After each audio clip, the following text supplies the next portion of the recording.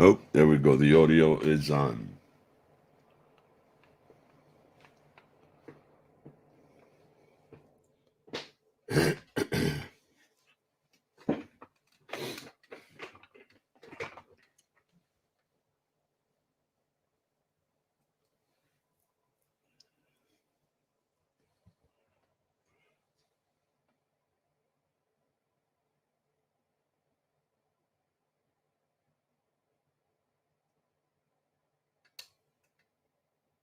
I don't know who Pilar is.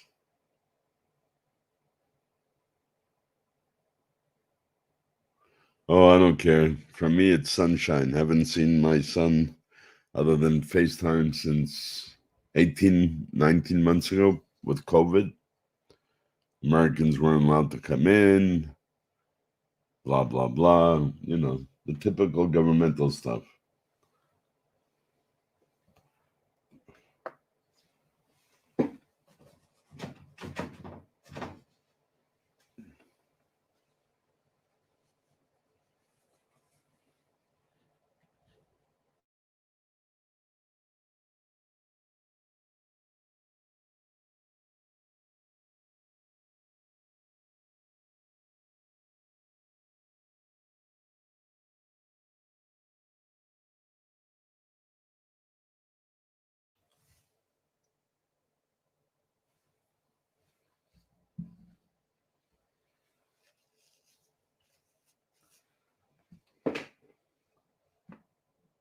The Spanish heritage girl.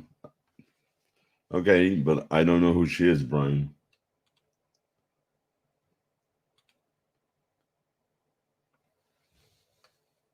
Hey, Turtle. Uh, I think both fortunately and unfortunately, yes, because my son loves it. So I guess that'll be his graduation present for his master's, which is coming up. So, and I already reached out to my AD and I told him I want the black dial. If it takes a little longer, I don't mind since my son loves the gray dial. And my AD saw my son with it and goes, "Oh, you didn't get a chance to get." He goes, "No, now I'm going to Canada, blah, blah, blah." He goes, "But no, my dad said it's my graduation gift for my master's." Yeah, me too, Wings, me too. Um, any new watches? What's coming in? Well, for me, well, the 15500 great dollar is new. My son has it for his graduation of his master's degree. For me, nothing yet, but I'm looking. Actually, JJ recommended the beautiful IWC Pilot. I think it's 46. Let me look it up. I keep forgetting what's the size, but when JJ showed it to me and he said, "Steph, I put it on my hand at my dealer." He goes, "Way too big for me, but you know what? I think you'd love it." And when I looked into it, he is so right. Let me tell you, man, JJ has great taste, and I think he can get away with more bigger watches, but he enjoys a certain size he's comfortable with, and I am more comfortable with larger ones. Yeah, it's 46.2 millimeter, and it is an amazing watch. I mean, truly amazing. Let me put it up so you boys can see it. Share screen. See, I'm still learning how to do these things. Thanks to all you guys, especially Bardsley, who helped me learn how to post things. Like, there it is. I'm really in love with that watch, man.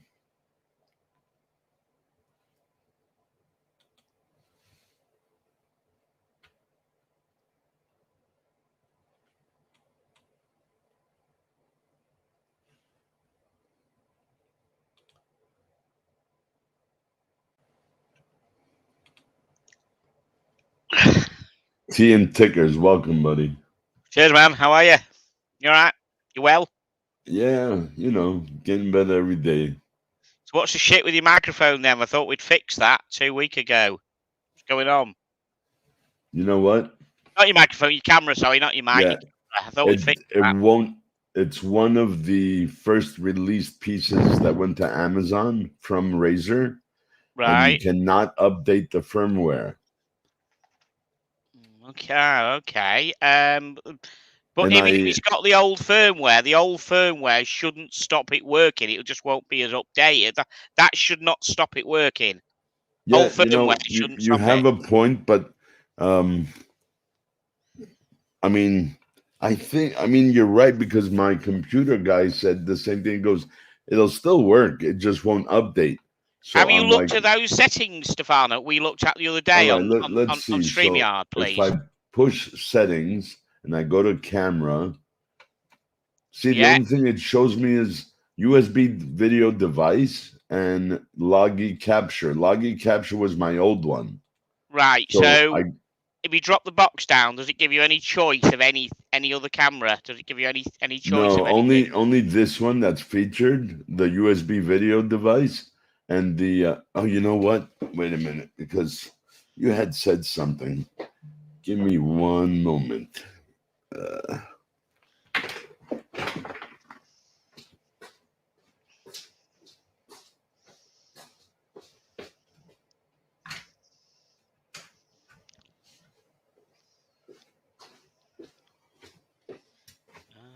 I'm sorry, guys. Here we're just trying to get his camera working. We'll go back to watches in a Let's minute. see if oh, let me put on my little earpieces.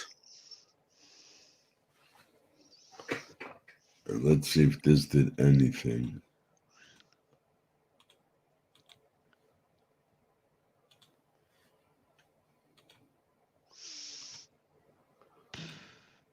Now, It was working before. I don't know why it suddenly just.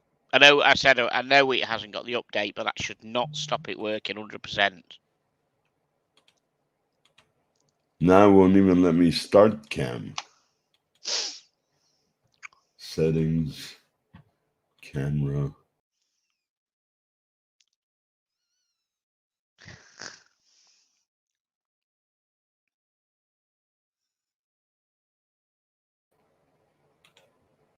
You remember, don't try and start your camera on any other like that out of StreamYard, because it won't work in two places. One will take over the other. So if you've started your camera off on your laptop itself or your computer, it won't work in StreamYard. It's like fighting; it'll work one or the other. Cause I've got a camera on my laptop to switch. Well, I've got to I make sure that unplugged it and replugged it in. So right, strange. Okay,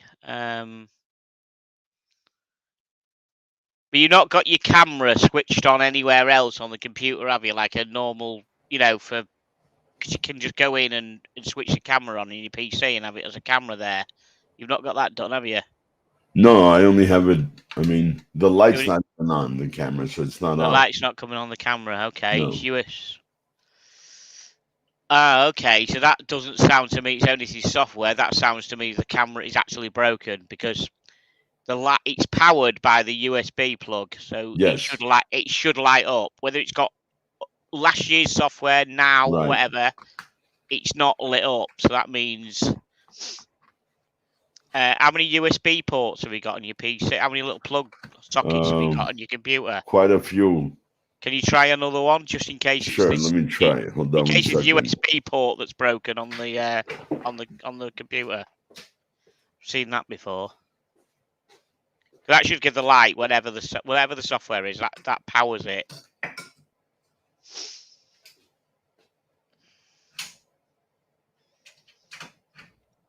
And even if you try the one that you've got the mouse plugged into just for a second, because you know the mouse works. So if you use that same port, you know that is actually working.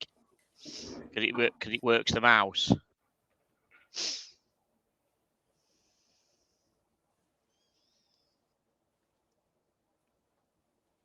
Okay, so I tried it on another USB port. Let's see if I go back to settings. Is there a light on the camera yet, though, Stefan? No. No.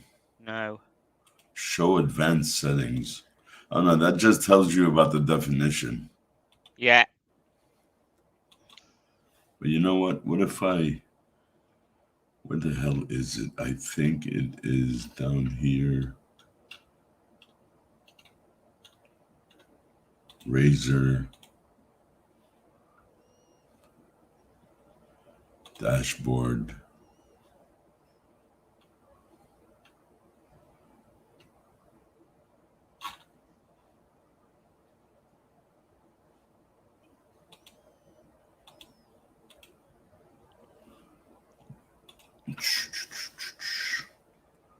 Modules.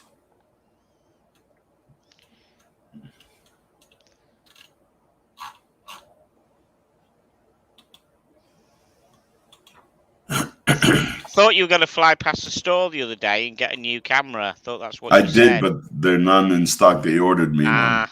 Right. They're all sold out, except for one of his suppliers from Toronto. So I should have it, he says, by Tuesday, the latest. Okay. All right.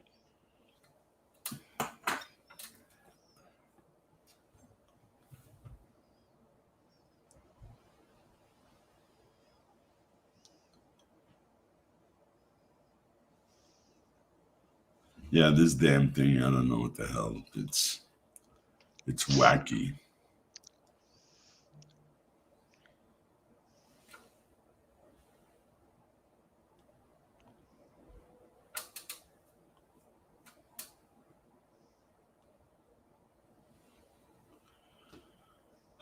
Yeah, this fucking thing ain't gonna do shit. No. Oh man, we tried. We bloody tried. Yeah, for sure. Yep, IWC is a great watch, Wings.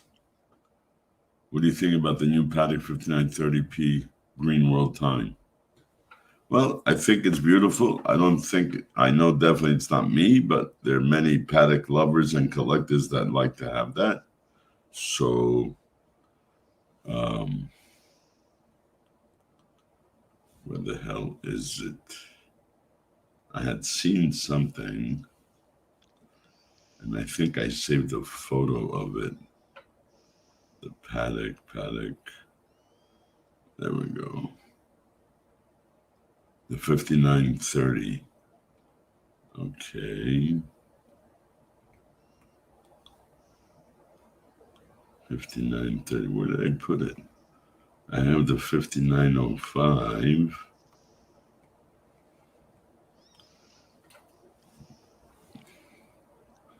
Did I erase it by accident? Albums. Let's look here.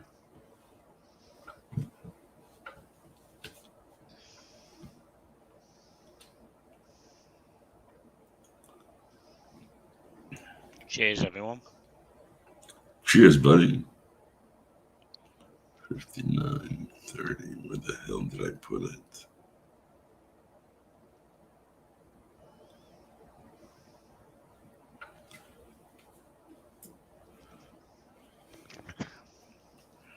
Come on. I hope I didn't erase it, but if I did, big deal. I'll get it again.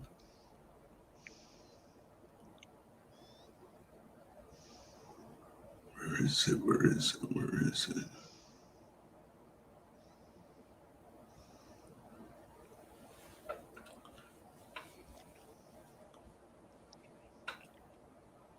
That's Rolex. That's AP. That's Vacheron. RMs. Omegas.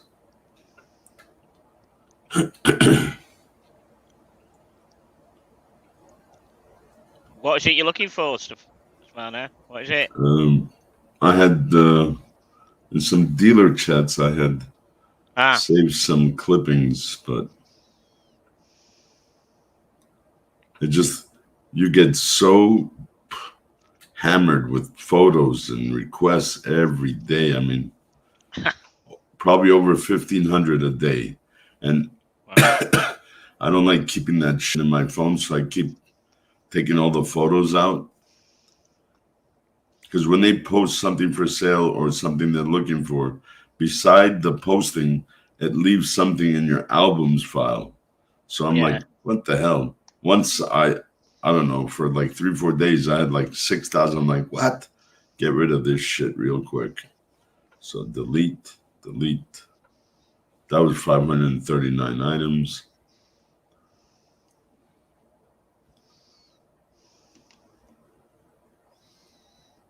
Okay, so Lux report. Listen, the 5930 is. Oh, by the way, yes, Lux. I just remembered, 867,000 euros from a dealer in either Germany or the Netherlands. That's who posted that one.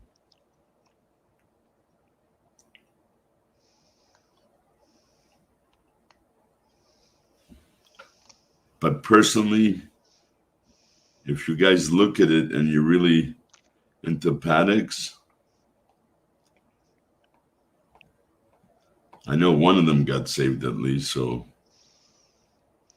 because there were 3 releases from paddock.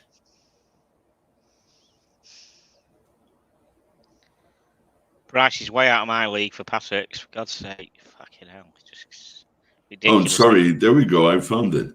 Patek Philippe 5905-014 Platinum Limited Edition. That's the 5905. 843,712 euros. Fixed price, the dealer writes.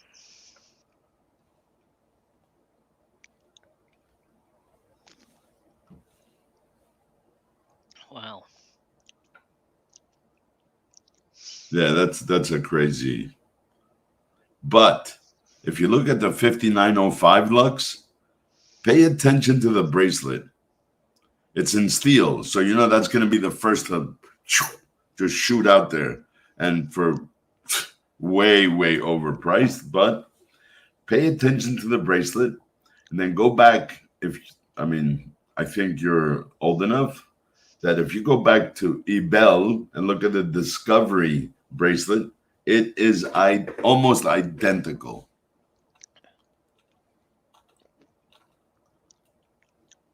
Like 1/10 of the price or something. Getting one is a feat, not at all, Wings. You better have huge purchase history with the AD, and not only paddock, of other things he has. I mean, huge, or else you're not getting one of those. And then in Canada, we can forget that, because you know the allocation here, especially where you are in Toronto, where the only dealers are really. It's mad, isn't it? You know what? The whole thing is crazy, isn't it? The Oh, whole it's stopping insane, man. somebody buying what the fuck you want. You know, Definitely. You're only on this planet for a short time. You know, so why the fuck can't you just have what you want if you've got the money to pay for it? You know. Because that's how they are, man. Yeah, I realise that. We're looking at, you know, just. Hello, Stefan. What magic are you casting today? Well, I'm not casting any Patek magic because there's none to be casted. It's insane. The watch world has gone totally insane. Have you seen the Purnell pieces, hypervelocity tourbillon? No, I haven't. Love the show, but eventually. Okay, Greek yogurt. Stefano, do you still remember the day your son was born? Like, no. Yes, I do. Greek yogurt. Yes, I do. I was actually. It's funny. I just landed because I was told, "Hey, you know, she's giving birth." So I hopped on a plane. I was in Hong Kong at that time. Landed, and I don't know.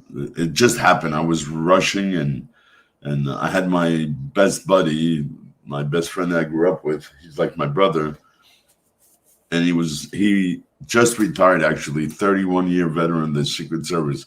He came to the airport, picked me up, and you don't know how fast or how many traffic laws we broke, but he had a shield and he was on the job and he had a higher position, and bingo, we got to the hospital. They rushed me in. I threw my jacket or whatever off. They put me in one of those, I don't know, the scrubs or whatever you call them, and the hairpiece. And he had just come out, and as the nurse was turning around, I was there. I just started crying. So yeah, it'll be something that I'll never ever forget. And yesterday, when I picked him up at the airport, no, not yes, sorry, Friday. Yeah, I teared, man. I haven't seen my son in like a year and a half, so it's definitely emotional. I did not realize that all the duty one must pay for a watch is, but trouble is in Australia, watches are expensive, limited gray market. Yeah, everybody tells me there's not too many gray market dealers in Australia down under. Hi, Wizard. Does the Explorer 42 look too big on the wrist? Sam, listen, you got to put it on, man. The only way I can tell you is you have to put it on. For me, it just starts to feel okay because anything below 42 is really small. I mean, I'm not a great lover of Batman or Pepsi. And I never thought I would say anything about a GMT or a Submariner. But the root beer makes me reconsider if I can start to train my brain not to see it as too small when I had the root beer on my wrist. So, yeah, watches, that's another one. I got a root beer coming in. So I'm going to train myself to say, hey, doesn't look small, keep it. Doesn't look small, keep it. Yeah, very expensive.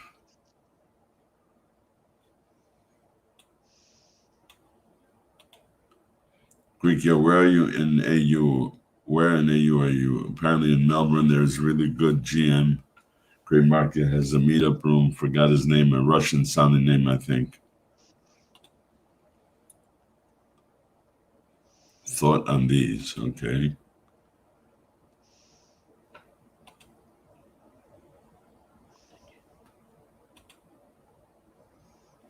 Very limited. Yeah, that's another thing. It depends on where you are in the world, you know.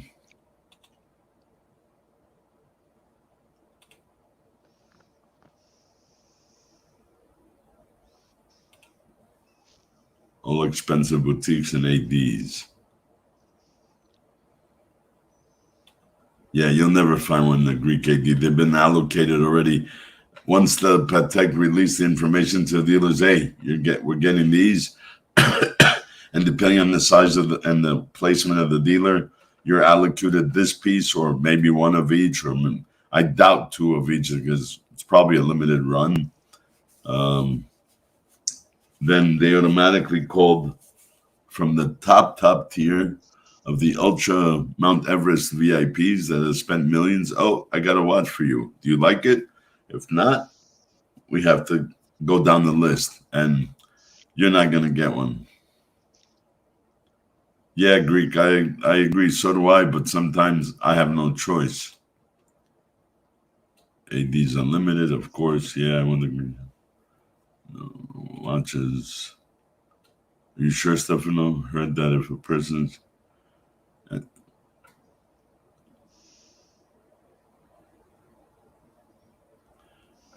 Greek, listen, I've heard the same things in the States. In Canada, they are so limited. Their allocations are minuscule to minute that they really, I mean, listen, I went to my AD, which has 50 grand of my money last year for 5231J. I put down the 50 grand as a deposit. I've already had I have probably about 320,000 of purchase history. I'm still waiting. He says yes, it'll take time, but anything else like Snoopy, Silver Snoopy, that's supposed to be released here in November, I prepaid that watch 13 grand last year also, and I've been waiting. I don't know. I have an AD in Quebec, 3 ADs in Ontario, and one in Alberta. And let me tell you, allocation's very small, but yeah, things happen. I know a guy who walked in and just happened to get a sub. Crazier story, I know somebody in Connecticut. They walked in. I guess the dealer had just gotten it. He put it, believe it or not, he put it on. He was displaying the new pieces, and he got a Pepsi, which is never heard of. And then you have Lolex, that kid who they scratched the back of his case. They were going to change the case back cover. They offered him a Batman on the spot, or if he waited 5 days to transfer from one of their stores, because even in AD, if he has a store in a different location, that doesn't mean he's allowed to keep Rolex there unless he's approved for both locations. Well, this dealer is huge. He's probably the biggest dealer. No, he is the biggest dealer in California, David Lee. That's the guy who has like $250 million, maybe more, collection of Ferraris. He told the manager, told him, well, because of the screw up, we apologize. We can give you a Batman right now, or if you wait 5 days, I'm going to do a transfer ship, because if he's an authorized agent and he has 2 locations, he has to do paperwork, and he has to leave a paper trail for Rolex. It's part of their agreement to ship or bring the watch over to the other store. A Pepsi was offered to that kid Rolex, and he said he didn't trust them. He said they were blowing smoke up his ass. Really? David Lee? David Lee can give you, what's a freaky watch? Give you the unicorn. He can give you the Rainbow Daytona as a gift if you wanted to. That's how much money he has. It's like me and you spending $5. So he should have held out for the Pepsi, but he didn't. So he bum rushed it. And in the end, it's not only the bracelet, they took it back. They took the watch back. What was it? The Wimbledon? Yeah, the Wimbledon. And they put the money that he had paid full price for that towards his Batman. I guess in the end, that kid Lolex decided he didn't want to have all that money out or blah, blah, blah. And so he said, yeah, take it back, put the money towards it. Because he had bought a Jubilee bracelet because his Wimbledon had come on an oyster. So they refunded him all the money towards the purchase. So basically what? He added a couple of pennies. We'll stick to VC. MBNF, I'm not a fan of them. Thanks, Steph. Glad for you. Yeah, and the one paddock here, good luck. Yeah, exactly. Renee, thank you, man. Beautiful story about your son, Brett Stefan, in the Hong Kong flight and running the red. Yeah, it is. Because, I don't know, it was the most special time in my life, I guess. Northern Ireland. Oh. So what's the crack? So you're close to Belfast, because I know that's what they say when I speak to Nico's staff. What's the crack? They always tell me. Yeah, spelled CRAIC. That's how it's spelled. Oh, okay. And it means, I don't know, having a crack means kind of having a laugh over there. Oh, okay. I don't know, because I've been over there a few times and I learned that. Yeah, Steph. I mean, I live on the border of Messina, New York, so that's why I have a place there and a place here. But regardless, there's no dealer upstate New York, I can tell you that, or in this part of town in Canada.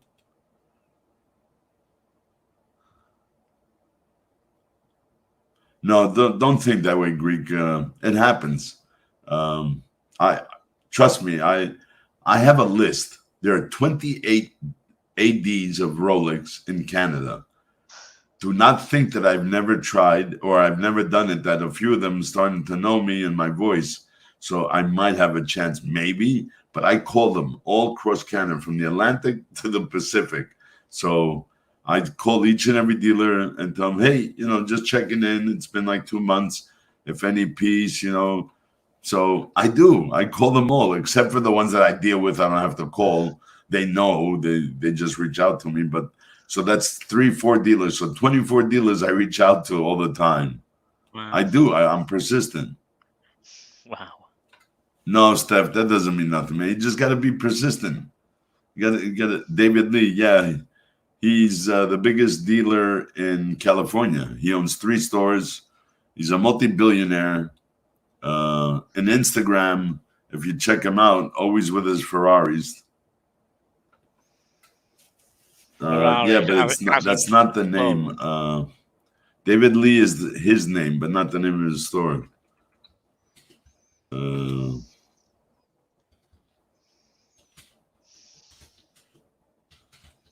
Let me get it for you.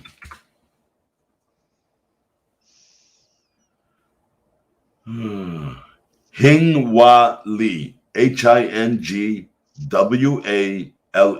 It's 3 words. Hingwa Lee Jewelers. Let me see if I click it, what comes up. There we go. Let me share this with you so you guys can take notes if you live there. He is a huge dealer of, I think, almost every brand. So there it is. Oh, let me blow it up. It's too small. How's that? Oh, Yeah. let me blow it up a little more. Wow. There. Hingwa Lee Jewelers. And Does he know you, Stefano? Are you kind of considered friends or no? I know him for many years. Wow. Wow. Locations. Okay, so one location is in San Gabriel, California, on Del Mar Avenue. And his other one is Walnut, California. As a dealer, let's see.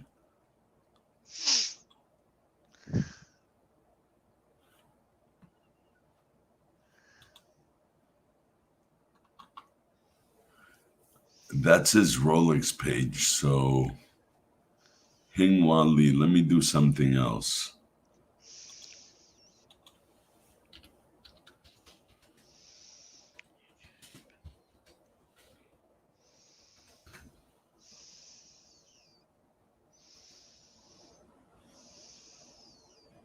Let me share this one.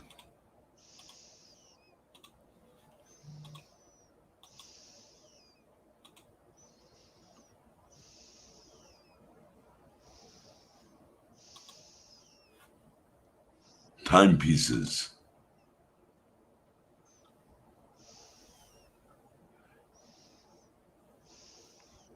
Audemars, Blancpain, Breguet, Breitling, Cartier, Chopard, Gerard Perregaux, Hamilton, Hublot, IWC, J.J. Lecoultre, Montblanc, Panerai, Piguet, Piaget, Rado, Tag Heuer, Tissot, Tudor, Ulysse Nardin, Vacheron Constantin, Zenith, and Jourageur Dubois. So he has almost every brand. There's nothing you can go there and not find. I mean, plus stunning jewelry, stunning jade, imperial jade. I mean, the store is really gorgeous. Let's see if he has pictures of the outside. Let's see photos. Let me share this with you. Oh, it's up there already. Okay. I'm just making big. So it won't get bigger, but look at the stores, man. Richard Mille. So that's his flagship store.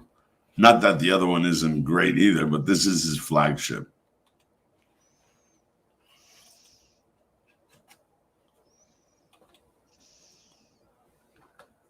He has a full Rolex boutique inside as if it's a boutique. But he is an ambassador dealer, so.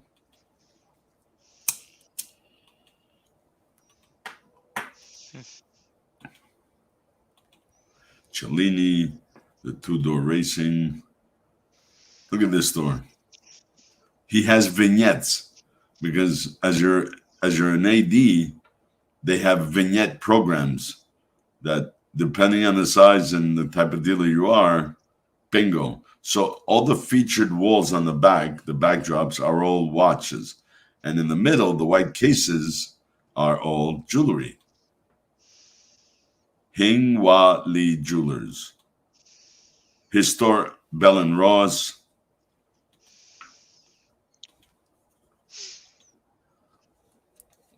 Well, there's an Air King. Of course, as soon as you enter the store, the main central focal point, boom, your eye falls to Rolex. And it's planned that way. So, yeah, so but there, yeah. guys.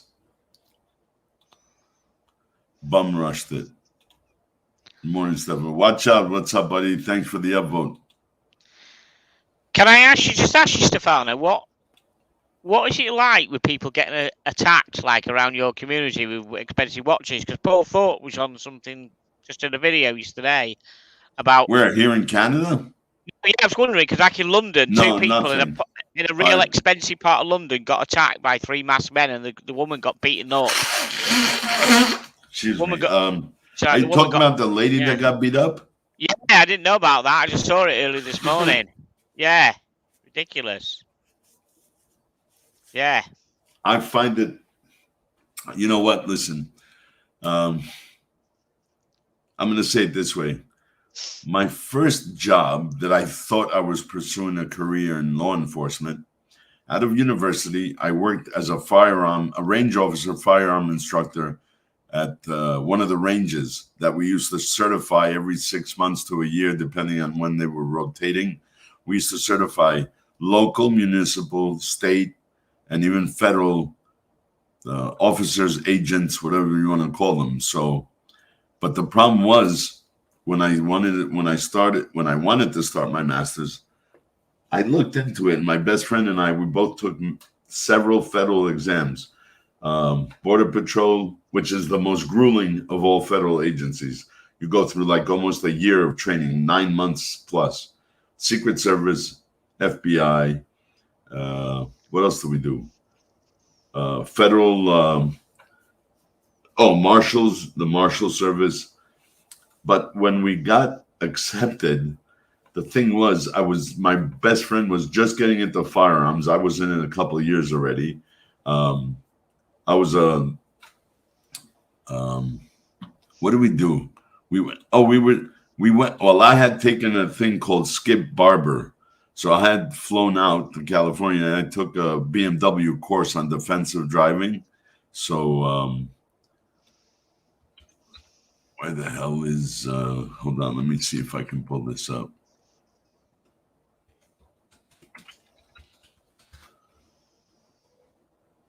I mean, they nearly killed this girl in London to get his watch. You know, it's a very sad thing that the world has turned to that.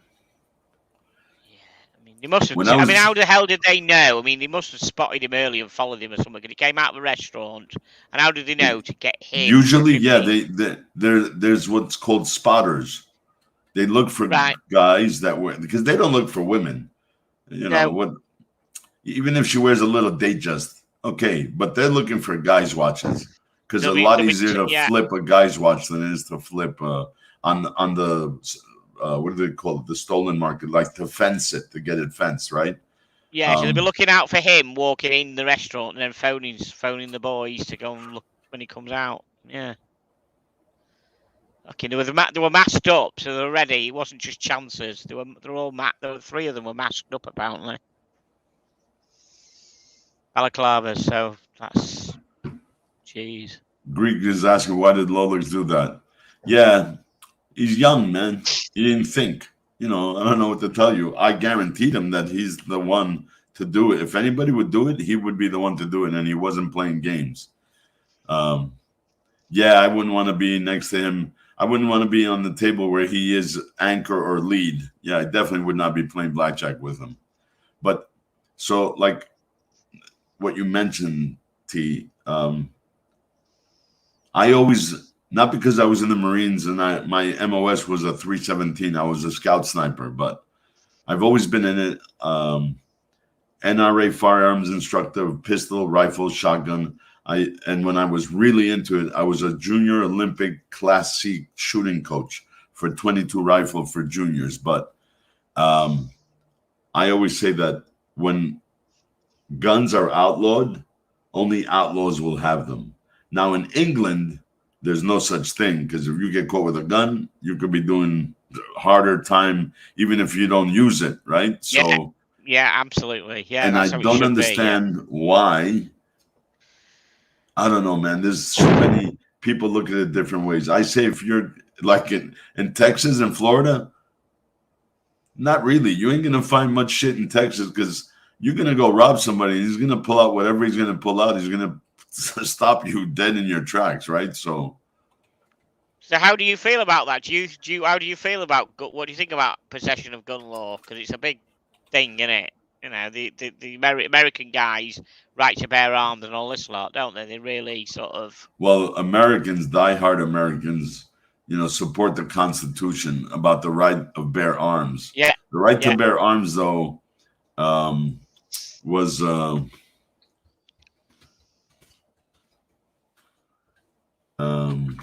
I don't know, how can I say this? It was back then, when you were protecting your land and your livestock and everything. So, people saying it's an antiquated law? The amendment, the Second Amendment is from 1791, right? So, the right to bear arms or own weapons such as guns. But I don't know, man. I say the world was crazy then, and it's even crazier now. So, what does Stephen say? Just don't start. No, I'm not talking about physics. This isn't a physics. That's for cars and chrono. As Lux Plastic reported, ridicule you Lux or your report. son and family and get aggressive with you. Just ignore. Don't get your blood pressure.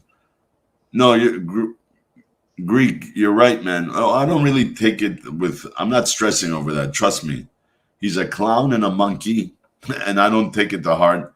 If that's what he does as a grown man, supposedly a grown family man, if he likes to ridicule other people, hey, you know what?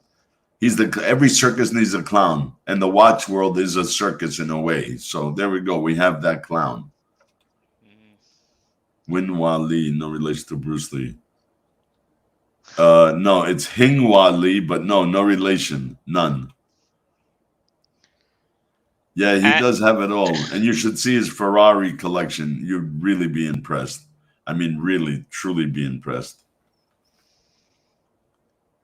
Yeah, Lux report said about holding guns in the UK. Yeah, you can hold a certain type of gun, I think, but they've cut down a lot. Yeah, but that's some type of antique, I think, law. Yeah, you can't have like a pump action shotgun or anything like that. You're really screwed on that. And I think you've got to have a lockable gun cupboard, and you've got to prove it. So if someone comes, the police are allowed to knock on your door at will to make sure your guns are locked away in a gun cupboard.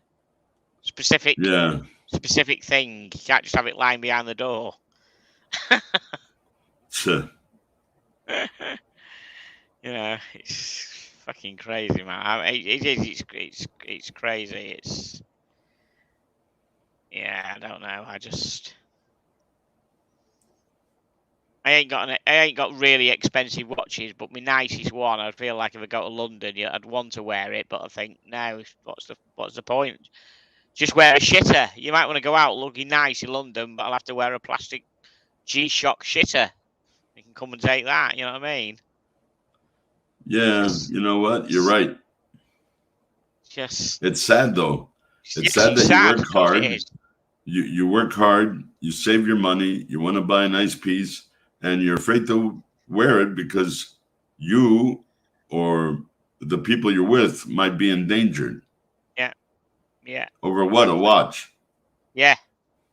Yeah, exactly. A watch. It's like, yeah. Like, who gives a flying shit? Yeah, I know. And the thing is this, it's not that,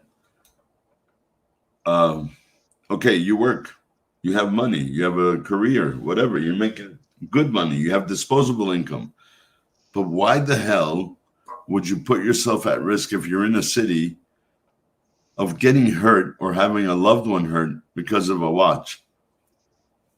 I mean, who gives a fuck? It's not a matter of saying, hey, you know what? Fuck you, here's the watch. But they might do something stupid. I don't know. This guy who got beaten up in London, do you think he's taking 3 of them on. He's got his wife there. Should you just said, all right, take the wife, not take the wife, take the watch. Sorry, that came out really wrong. Take the watch, fuck off. Shouldn't you said that really? Should you really have taken the watch off, handed it to him, rather than But fight I to don't know. protect it?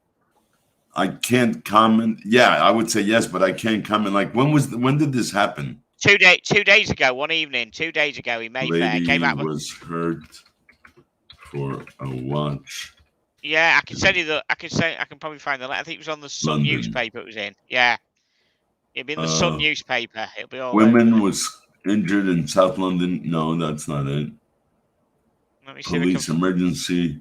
Female suspect. No. Let me just find. It was the Sun newspaper it was in. Yeah, and if you want to drop the link in the private chat. Yeah, let's just find it now. Yeah, let's just find it. Paul Thorpe was on about it, so he brought it to attention. So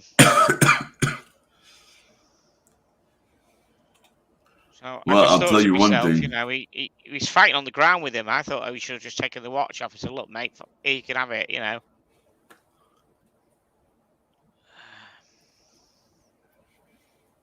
trying to find it. What other thing surprised me? Paul is the only one who really gives a shit and mentions everything. He puts the dealers or the ADs, actually, the ADs that deserve it, he puts them on blast and everything. Oh, yeah, he does, doesn't he? He even blasts Rolex themselves, right? Yeah, so he's had somebody. He had somebody on the show a few weeks ago who was an AD, and he had him. Well, he didn't have him on the show. The guy, he's an AD. He spilled the beans on what goes on in an AD. He didn't say anonymously. He said what happens and how much shit you have to go through to try and get a top end watch. And he's been fighting Rolex for a while now to bring back the stolen registry. Yeah, he has. And you know what? Rolex doesn't give a shit, guys. They don't give a shit if 5, 10, or 100 people got robbed for their watches. The problem is Rolex will sell no matter what. There's never been such a craze in the world of watches. With a typical watch, hey, you can't even find a fucking 36 millimeter Explorer 1, which I look at it, and if I put it on my hand, it looks like my 10-year-old's plastic flick flack. So, you put in the chat. Okay, let me pull it up. Let me share this screen, which is so sad. It is so sad. So now imagine the guy comes up to you. Well, let me see what the story says, because I heard three about guys, three masked people against him. Woman scarred for life after 3 masked thugs knocked her to the floor as they tried to steal a 15,000-pound Rolex watch. Masked muggers knocked their mom unconscious and left her scarred for life as they tried to steal her husband's. What do you mean try? Why didn't you just fucking give it to them? That's what I'm saying. They got away. They got away without it. They didn't get away with it. So why the hell didn't he say after that? Why don't you just give it to him? Okay. See what it says in the beginning? It says London's posh Mayfair. Isn't that the Mayfair Hotel? Yeah, it's Mayfair. That's the one that months ago, a young guy that was trying to enter his fucking Ferrari, he got yoked by 3-4 guys on bicycles. They took his fucking watch in front. I mean, you know what? I would sue the fucking hotel because this isn't the first time this happened. Yeah, sorry, no, Mayfair's the area, Stefan. It was near the Mayfair Hotel. Okay. It was in again, in front of the Mayfair Hotel is what happened with the guy with the Ferrari that was a guest, and he was checking out, and they stole his fucking Rolex, and it wasn't 15; it was probably $100,000 piece, and they should get security. And I'm sure there is licensed armed guards that you can hire as a company in London. There's not everybody's gunless. You can hire. I mean, I'm sure the guys with the armored trucks have guns. They're not bobbies or whatever you call the cops. Yeah, there should be. The masked mob have leapt on Darren and tried to rip his Submariner watch from his wrist as the couple walked back to the 5-star Langham Hotel. and two pals around 2:15 a.m. As Darren fought back and grappled with the assailants, 5'2" Laura bravely raced over to defend her husband from the muggers as they swarmed him. Darren, the director of Roof Town, Cooling Tones. So they were in a celebrity restaurant first. So obviously it's where one went from my watch. I was windmilling with him. The other two came around. I was attacked. It was terrible. As I was fighting with this one, Laura said, "Leave my husband alone." Then one of the others hit her. She got hit twice.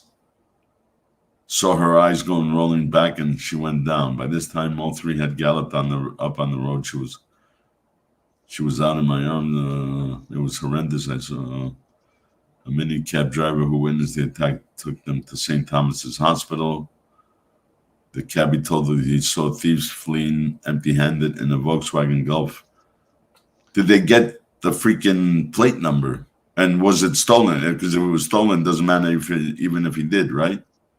Yeah, it's true. I don't know. The traffic cameras will have it. There's loads of cameras on the street. The street. Well, yeah, isn't London the most cameraed up city in the world? I think it's supposed to be. Yeah, you can't go anywhere without the police putting together your whereabouts just using traffic cams and stuff. So with all due respect, the guy's a fucking idiot. He should have fucking just let his handed it, especially with his wife with him, protection and mother and everything. He should just handed the watch and say, "Go on, just take the watch here." You know what? Yeah, here. Can have because it. Yeah, that means that they wouldn't have done anything. They would have gone. Yeah, they weren't after money. They weren't. It wasn't a chance mugging. They're after the watch. You give them the watch, they fuck off and leave them alone. That's it. Yeah. Watch exactly. Army. No. Lolix, I think, kept it. I don't know. I think he did. I'm almost sure he did. Thank you, Watch Army. I mean, I did David Lee in person mannerism. Is he humble down to earth or a bit Greek? Not even close, man. Ferrer, the TPG, is a fucking narcissistic fucking how can I say, show off. No way, not David Lee is if you walked in and David Lee was at that store at that time, he'd be more than happy to fucking spend time with you and treat you like as if you're one of his best clients. David Lee did not get where he got by being a show off or being snooty or snobby. No, he will treat you the same as if he knew you were the customer that had spent $10 million in the last 5 years with him. No, he's an awesome person. The TPG, the renegger, I wouldn't buy a watch from him if it was 100% legit total and below list price. How's that one? Haja, thank you. Did you see the Captain's Tour to GMT last night on Austin Stream? Not bad and great price. Watch out. No, I was busy with my son. We were out and about all day. We just spent all the time together. Then we were tired from being out from like 8 a.m. and we went for supper at 7 p.m. Which a big shout out to Caterina and Paolo from Casa Paolo's restaurant because they fit me in no matter what. I told them, I'm sorry, I forgot to make a res. I need the table for two, my son and I. Of course, bingo. We walked in at like 7:05 and our table was waiting for us. So we had a great time, and then we got home. We all relaxed, took a shower, and we were watching. My son he just started watching Suits, so he's almost at the end of the seasons. So I just wanted to spend time with him. So I don't have a camera. If I had my camera working, I would do a short little stream or join somebody's stream so everybody can meet him. But my camera's not working, and even our guru here, T and Tickers, couldn't fix the freaking thing because it's busted. So the next time, now that he's allowed to come, I bring him every like 2-3 months. So the next time you guys will meet Wizard Junior. One thing, Stefano, MDW Studio. Sorry, Stefano. One thing if you can do later when you finish your stream, just reinstall the camera. Just uninstall the software. You have some proprietary software. Just remove the camera. uninstall the software and install it the way you. There's a certain way you need to install it. I don't know what you might have to plug the camera in at certain times. You load the software Yes, up they and it'll tell you tell you. not to plug in the beginning. They tell you don't Yeah, plug in the camera. Download this. Then it tells you, oh, when you where see do it it. uploading, it says now plug it in. So yeah, Yeah. I mean, So I'll do try that it. when you get a minute. Reinstall. But when you remove it, after you remove the software, reboot the computer just to because Windows needs a reboot to take the little bits Okay. of shit out in the background. So uninstall it and reboot the computer, and then just try and install it again. It could be the software. It could be the software can go. I've seen that plenty of times. It might be the software. Give that one. That's one thing I'd definitely give it a go. Yeah, Yeah, that might be something. defo. Yeah. Sorry, you were saying sorry, guys. Carry on with No, watches and stuff. it's all good. It's all good. Actually, the Second Amendment was in 1791, whereas the American Civil War was from 61 to 65. But I see your point, definitely, Renee, was to protect everything and everyone. But it was more, you know why? Because they broke the tyranny of the British rule when they took off and came to and landed on Plymouth Rock. But again, people, even though all these things are happening in the world today, look what's going on. I bet you in England, people there'd be maybe a great percentage or even higher than the other side that people would be against people carrying guns. They'd be Oh, afraid that these guys would be afraid of getting guns, right? So yeah, I think so. Yeah, I think they're very anti-gun. I mean, there are some people who want to carry, would love to carry them. There are a few people who would love to, but mainly it's kind of an old law. We've never had them, and yeah, I know it's. Some people really think, their own little castle, and they think they should be allowed to take a gun out and shoot somebody if they're in their house. right. I mean, you can't. I'm going to take it. There's where you can carry guns in America. That's it, isn't it? If someone walks in your house, you can just shoot them. Is that right? You can own shotguns, modern guns, and rifles, etc. I have family member with gun license. And you can shoot. Can you shoot to kill, or do you have to maim them? No, it's probably only for target to go to the range. Ah, right, okay. I don't think who the hell is Marco Ferrante? Good day, gents. Good day, buddy. I don't think there's such a thing as a concealed carry permit. Take the wife. Watch Army says take the wife, not the watch. I said that by mistake, didn't I? I didn't say that. Take the wife instead of take the watch. Yeah, I did say that. Yes, Marco. Thanks, brother. If you're my old soul nephew, the savant, yes, I'm having a great time with him, man.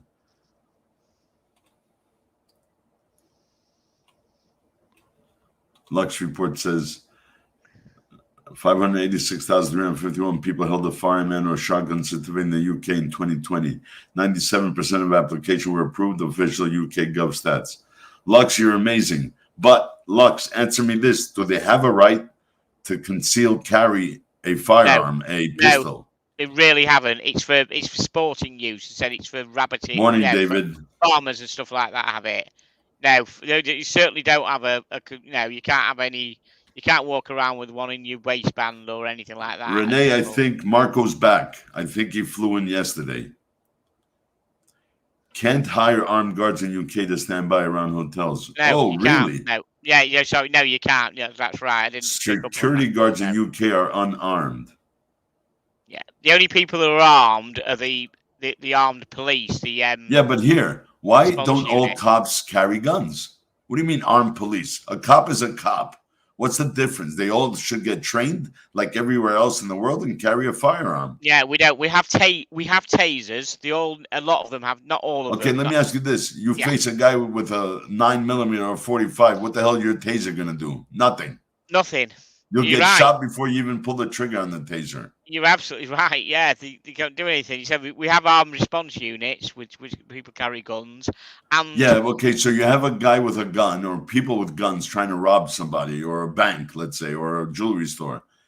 The regular cop shows up with what? A nightstick and a taser. He's going to call. He what's doesn't the even have a response taser. time? He doesn't even have a taser, really. Okay, I don't so think. what's the Standard stuff. response time when he calls in for an armed unit? By that time, they're in, they're out, and lucky if nobody got shot. Correct. The police around buildings like the MI6 building in London, they're armed. They have armed police round there, proper round, but not just generally walking the streets. It's our Marco. If it's our Marco, then awesome. With Lolix, watch incident and Hingwa Lee had the upper hand, and exactly, he was just scared. He's a kid, man. He doesn't know. I told him. I'll say it again. I told him. He called me a few times, and I told him, don't even think about it. David Lee is an amazing dealer. He's the biggest dealer in California. He's rich beyond his. I mean, his father started Hingwan Lee many years ago. He was a professional jeweler and with gorgeous pieces. I mean, pieces that go to the shows in Hong Kong, which is the best show in the world. But he didn't. He said, "Oh, I don't know if I can trust him." Listen, he'll give you a freaking Daytona, a rainbow Daytona for him would be like a nickel. That's how much money this guy's worth. If the manager of his other store said, we're going to transfer the paperwork and you'll get your Pepsi in 5 days, well, you know what? All I can tell you is inexperience and the mind of a non-trusting child. That's what Lolix did. But hey, he got a lot more. Well, with David Lee, he did get more than anybody else would have offered him. Because anybody else would have said, you know what? Sorry, yes, we apologize. Our worker, that girl would have gotten fired if she didn't get fired at the shop. It wasn't her place to touch the watch, to do anything to it other than hand it to the watch master. The watch master was either on break, on lunch, or was busy and told her, I'll take care of it in a little while. And she just happened to grab whatever she grabbed to, and she tried to remove the bracelet and she scratched the case back. But anyway, that being said, hey, I told him, don't even think about it. Just tell him I don't want this watch or I want you to repair it. But because of all the trouble I've been through, it's only like a week-old watch and you scratch the case back. I want a Pepsi or I want whatever watch you want. Obviously not a Daytona Rainbow, guys.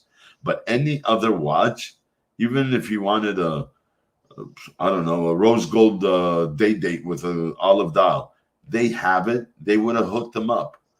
But, well, Lolix is young, so I don't know if he could afford it. It's none of my business, but he wanted a Pepsi. They offered him a Batman that they had in stock at the moment in their vault and their safe.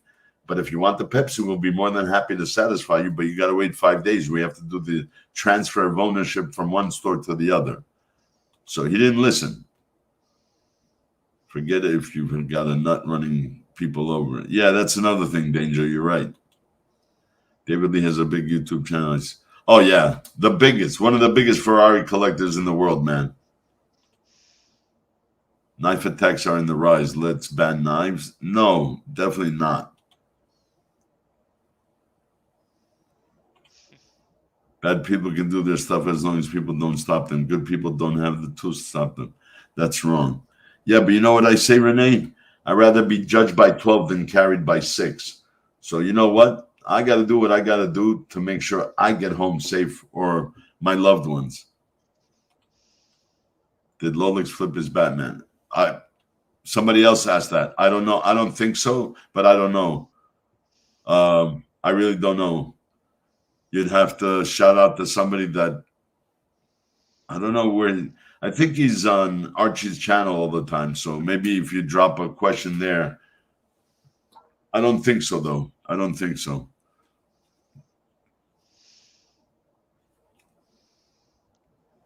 Well, that's weird. That poor lady. I'm still thinking about that.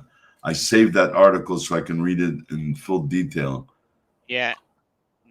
That's madness, isn't it? It's absolute mad. But I said he should have just. I mean, I've done bits of martial arts and stuff, and the instructor always said, if you can get out of any situation, just fucking run. He said that the other night. He said, look, we don't, if somebody comes at you and you can get out of the way, especially, just get the fuck out of the way. only at last resort, if you can, you're back to the recorder, and they're not after particularly anything that you want. If they're after you watch, give it them. But obviously, if they're after having a do with you, you can obviously fight back. Well, Master Park used to tell us, I took Korean Taekwondo and Hapkido for 11 years, and he used to say, if you could de-escalate or just get away, fine. But as a last resort, you stand there and stand your ground. But Correct. if somebody pulls a knife, somebody pulls a gun, what are you going to do? Oh, I know martial arts. I know Taekwondo. No, he goes, and that's from a guy who got an award from the United States Army during the Korean War, that he actually infiltrated a POW camp, literally, disarmed. Literally, he put them down for good, 11 of the guys that were the North Koreans, and he got the Americans out. So that's a guy. If he can do that, we can't do that. I remember Master Park had skin of leather. You couldn't hold him no matter how tight. You could not hold this man. He was an 8th degree, 8 dans. And anyway, I think, well, now I wish him all the best. I think he's still alive. But when he sold the school after 22 years and having served in the military and having earned every, Silver Star, Bronze Star, everything. He's earned every courage medal. He worked, I think he ended up working for the last 20 years of his working career in South Broward County, Florida, as a sheriff's martial arts trainer. So unless you're Master Park, I don't think you should try. I mean, listen, if it's one guy, even 2 guys, and they're unarmed, and you think you can handle yourself, go for it. Why not? But because that's the last resort. If they're not going to let you go, but if you're with someone, you take one of them. If you take one of them down, they're not going to let you go. You're not just going to sit there and take it, are you? If you could smack one of them, no. Trust me, I would make sure. As long as I'm by myself, if I'm with my boys, let's go, boys. Yes. 1 for 1, 2 against 1, let's go. But if I'm with a lady, why the hell would I take the chance of her? What do you want to watch? Here, take the fucking watch. Yeah, fuck off. Take the watch. That's right. Yes. Yeah, exactly. Danger says, unfortunately, until the cultural rot that permits these things to happen is address your. That's right. That's right. I said I'd rather be judged by 12 than carried by 6. Stefano, in Canada, you're allowed to. No, you're not. And that's a sad thing. That's one thing I had to get used to when I repatriated back. I used to have a full carry permit. And here, no, you can go to the range. And they wanted locked box, separated from ammunition. So, you know what? What stops anybody? See, the argument in the States is, oh, you want me to carry my firearm locked in a box, empty, and separated from the ammunition. So if a guy comes up to you with an armed firearm, when he's pulling it to your head, hey, give me your gun or give me what you got, open your trunk, the guy's going to steal a gun. What good is it? Steph, you're funny. The only ones that I can beat these days are people without arms. Well, you don't want to take a chance of having anybody killed, right? So armed guards have guns and the guns are loaded, but they are not allowed to use the gun. Just the same. Really? So if somebody goes up to that armed guard and puts a gun to his head, what's he supposed to do? I don't know. That's weird. If you're allowed to be an armed, licensed, trained, certified security guard, like Brinks drivers here, what good is if you have a firearm if you can't use it? Yeah.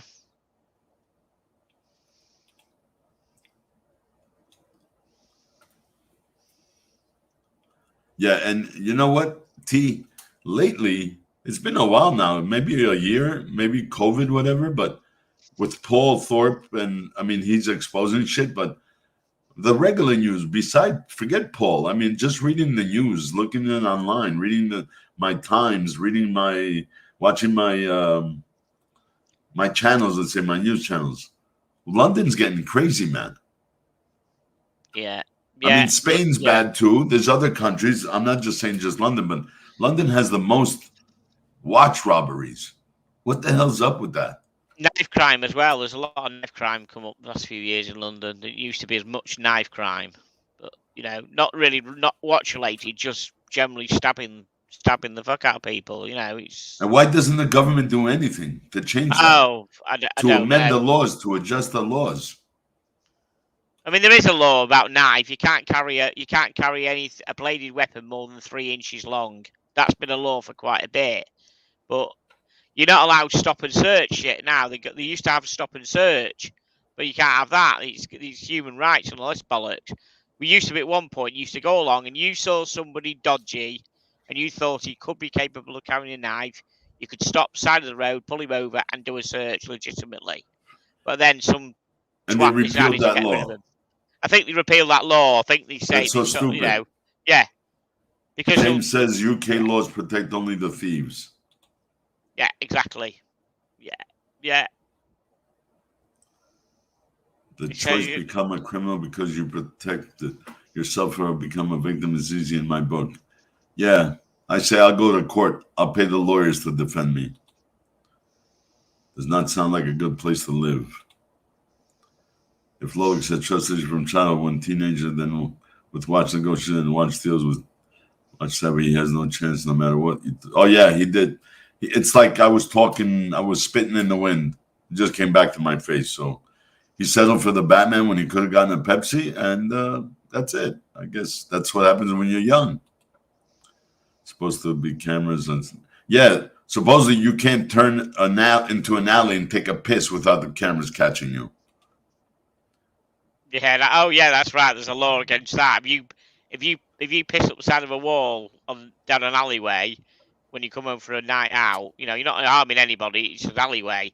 If the police caught you, you'd have you done for it. There's a law for that. Urinating in a public place. Well, there's a law in the States that says you have the legal right to relieve yourself of bodily fluids. Really? Honest? Yeah, there is. Fucking yeah, seriously. Is that anywhere? Really? Not anywhere, surely. You're supposed to try to maintain decorum and like behind a tree or behind a building or something. Wow, do you know what? I didn't know that. If you're driving, you could end up in an accident if you really have to go. Yes, yeah. I mean, I've done it before now driving, and I've been caught, and I've had to stop and down a country lane and pit. Yeah, I agree that. But if you're walking home from a pub, if you want to I suppose you don't walk anywhere in the USA, really, do you? They never walk anywhere. Not really. Fuck me, no, they don't. Maybe you walk from the door of the pub to the car. Yeah, it's amazing. I mean, I read some story about that where they once saw somebody, I think it was in LA, parked outside a shop in a lay-by, and they got in the car and drove like 50 yards further up the lay-by to go to the next shop, rather than come out the shop and walk past the car and go to the other shop. Got in the car and fucking drove along the same lay-by 50 yards, if that. They just don't walk. They don't walk anywhere. James says when Paul got robbed at his parking lot store, the police treated him like a criminal and tried to charge him. Charge him for what? Oh, I didn't know Paul got robbed. I don't know Paul. What would they charge him? I mean, seriously. I don't understand why they would even try that. Yeah, when his motorbike got stolen. Yeah. But I don't get it. Oh, motorbike. Why did they treat him like a criminal? He's the one that called the idiots. Right, motorbike. I thought it meant watches. Right, I see. It's Harley. Right. Yeah. Danger says, yeah. The cop said, how dare you try to make me do my job? Yeah, exactly. No, it's not a police state. Police state is New York, where they all have firearms and they have to more or less monitor everyone or try to monitor everyone. If New York had the amount of cameras that London has, trust me, there would be a lot less crime or a lot more solved crimes. Yeah. How is it a police state when they can't do anything? Yeah. Imagine that, being a cop to protect the public, but no, you can't have a gun. So if a guy shows up with a knife or a gun, well, you got to take it. Really? Are you serious? I mean, obviously, if he comes up with a knife, as long as you can see it and get to it in time, a taser will take him out. But as I said, a gun, yeah, you're right. Absolutely, yeah. It's mad. Yeah, it's madness.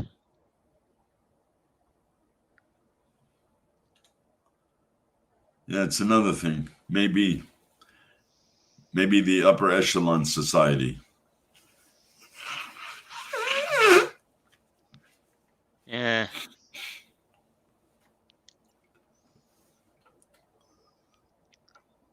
Crazy.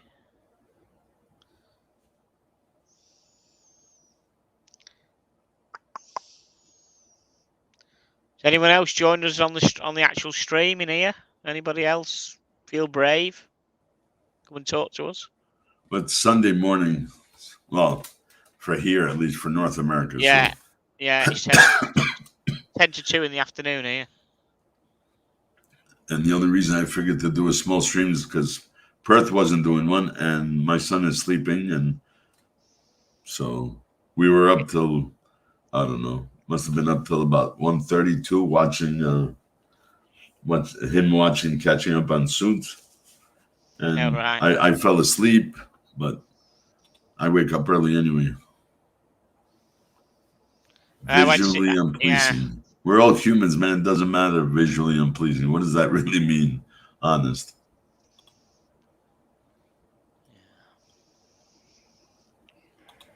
Yeah.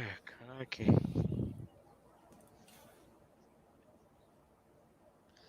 So are you still does Marcelo still come on the stream, Wiz?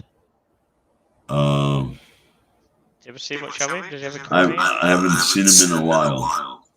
Oh, okay. Hello, fellas. Bill, I think you have your backdrop on. No, I don't. That was the issue last Apparently, the Sweet population over there, the natives, elites, and immigrants. Oh yeah, you definitely have the backdrop. Yeah, you've got YouTube on as well as the StreamYard on if you're on the StreamYard or whatever. No. You're watching YouTube as well. Just put the volume off. Yeah.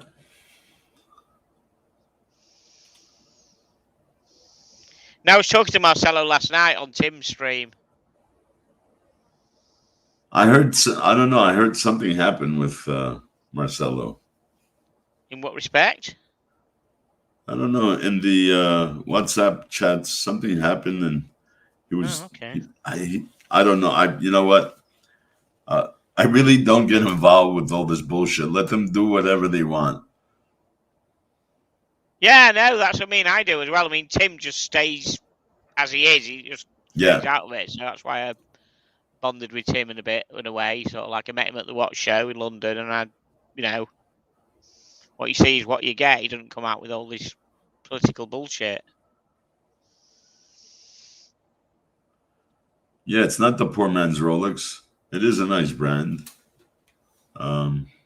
Yeah, I like Tudor. I'd love a Tudor. I'd like a Tudor Black Bay. I would. Stop buying other watches, and I might be able to afford one. But I bought like 3 Christopher Wards in a month, so.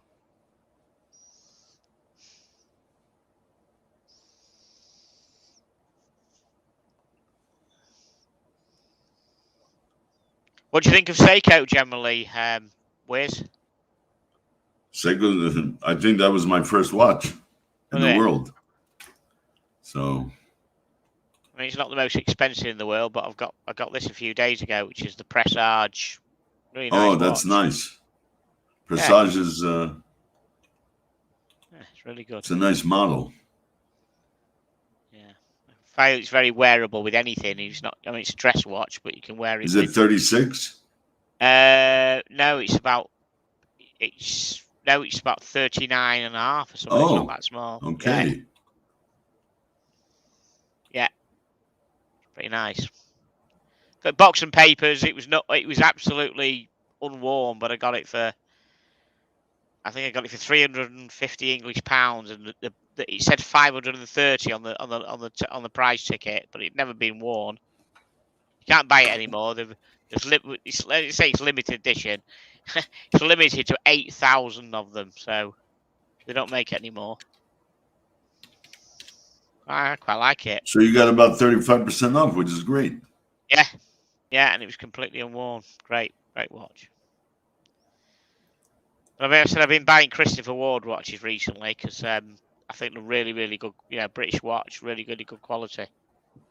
Good morning, Mr. B. Good. I think Tudor will never be the quality of Rolex for obvious reasons, but I think the brand is making. Yeah, no, they're coming up. Yes, they will never be Rolex. That's because Big Brother's controlling that. It's a entry level watch, and they want to keep it as entry level. But they are moving up in nicer designs, better quality manufacturing, and it's a good watch. There's nothing wrong with it.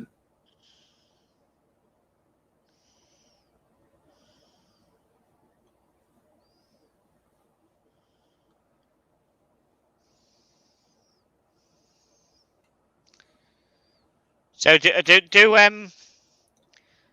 it right that Omega have stopped discounting watches now? Is that correct? Is that what I read somewhere? That's what every dealer's saying. That Omega's breaking down. They're not allowed. Right. Did Tudor give discounts? Are Tudor allowed to give Used to, discounts? not anymore. Right. Okay. Wow.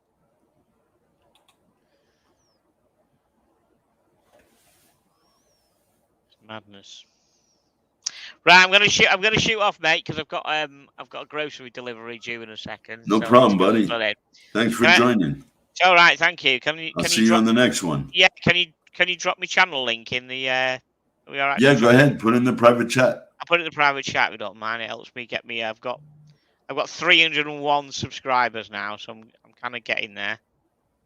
I'm close to 8-inch wrist, 7 3/4, maybe a little more, Steph. Lone Star says 88 out of 100. Okay, let's just find me link. There's Bill. Beyond Time says it's 85 out of 100 a two-door if Rolex is a 92 out of 100.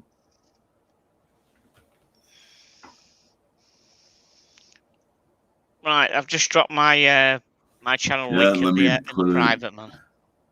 Appreciate that. Just YouTube channel.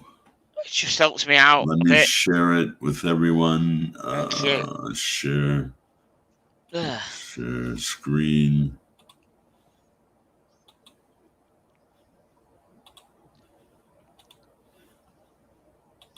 There it is, boys. Thank you, guys. Appreciate that. I'm trying to get to that magic 1,000. I mean, I started off my channel, as I said, just as one lockdown a year and a half ago, something to do with the weekends, and it's kind of just blown up a bit more than I thought it ever would. So I'll just keep on going and get immersed in the tickers, guys. Go. It's great. Appreciate that. Thank you very much. Right, I'll see you next time. Try remember when you get a chance. When you get a chance, Wiz, try and pull the camera, uninstall the camera, and yeah, I will do that. Send us a message on Instagram. Let me know how it went. Brilliant. Thanks, man. Appreciate you. Thanks, brother. You. Have a great day. Buddy. Cheers now. Thank you. Bye. Ciao. So tea and tickers, guys. Tea and tickers. Mr. Bill's back. Yes. How are you, Stefano? How are things? Oh, good. I was listening. I was doing a bit of. I think you have beside the stream, you have YouTube Live. That's why you're hearing this. No, you know what it is? I've worked it out. It's because I'm not using a separate microphone. I'm using the computer microphone, I think. When you when you speak, the microphone picks up and comes through again. So I've got to I've got to get a headphone set. Matching watch brand with a car brand, so we can make. Yeah. People So if need it's to watch bothering it. you, I'll go and I'll leave till I get some more a headphone set or something. No, not a problem, man. If it's bothering you. You sure subscribe. Thanks, Lux. Yeah, that's a great idea, Greek. Well, I mean, many have done it, but we can surely try to associate it. I definitely wouldn't put RM in the family with Paddock. Paddock is more of a Rolls Royce or not even a Bentley, a Rolls Royce. Patek is Rolls Royce, or a Rolls Royce with Patek.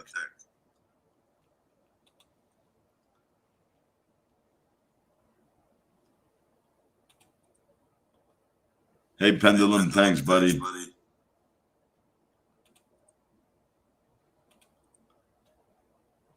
Do the full search on paper and write down loan stock collected beyond time, and then not a live stream where people argue which car brand matches with what brand. That's true.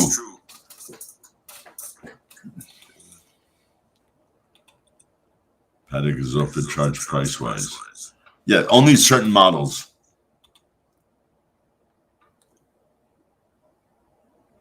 RM, I don't know.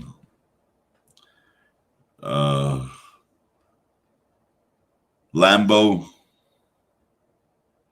McLaren. I don't know. I associate them as a race car type of watch. Rimac's an electric car.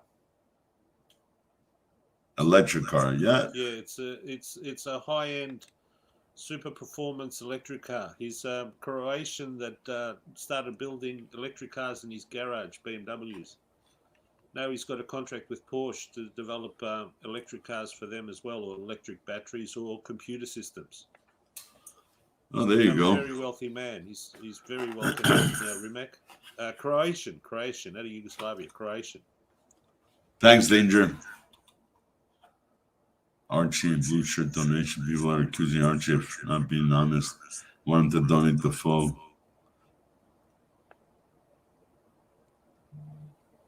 I don't know anything about that, but I know on the stream that I had joined to help donate. There was talk in the background. I don't know who it was, but somebody was talking to Archie about there's 30%, and then there's a tax associated to that. So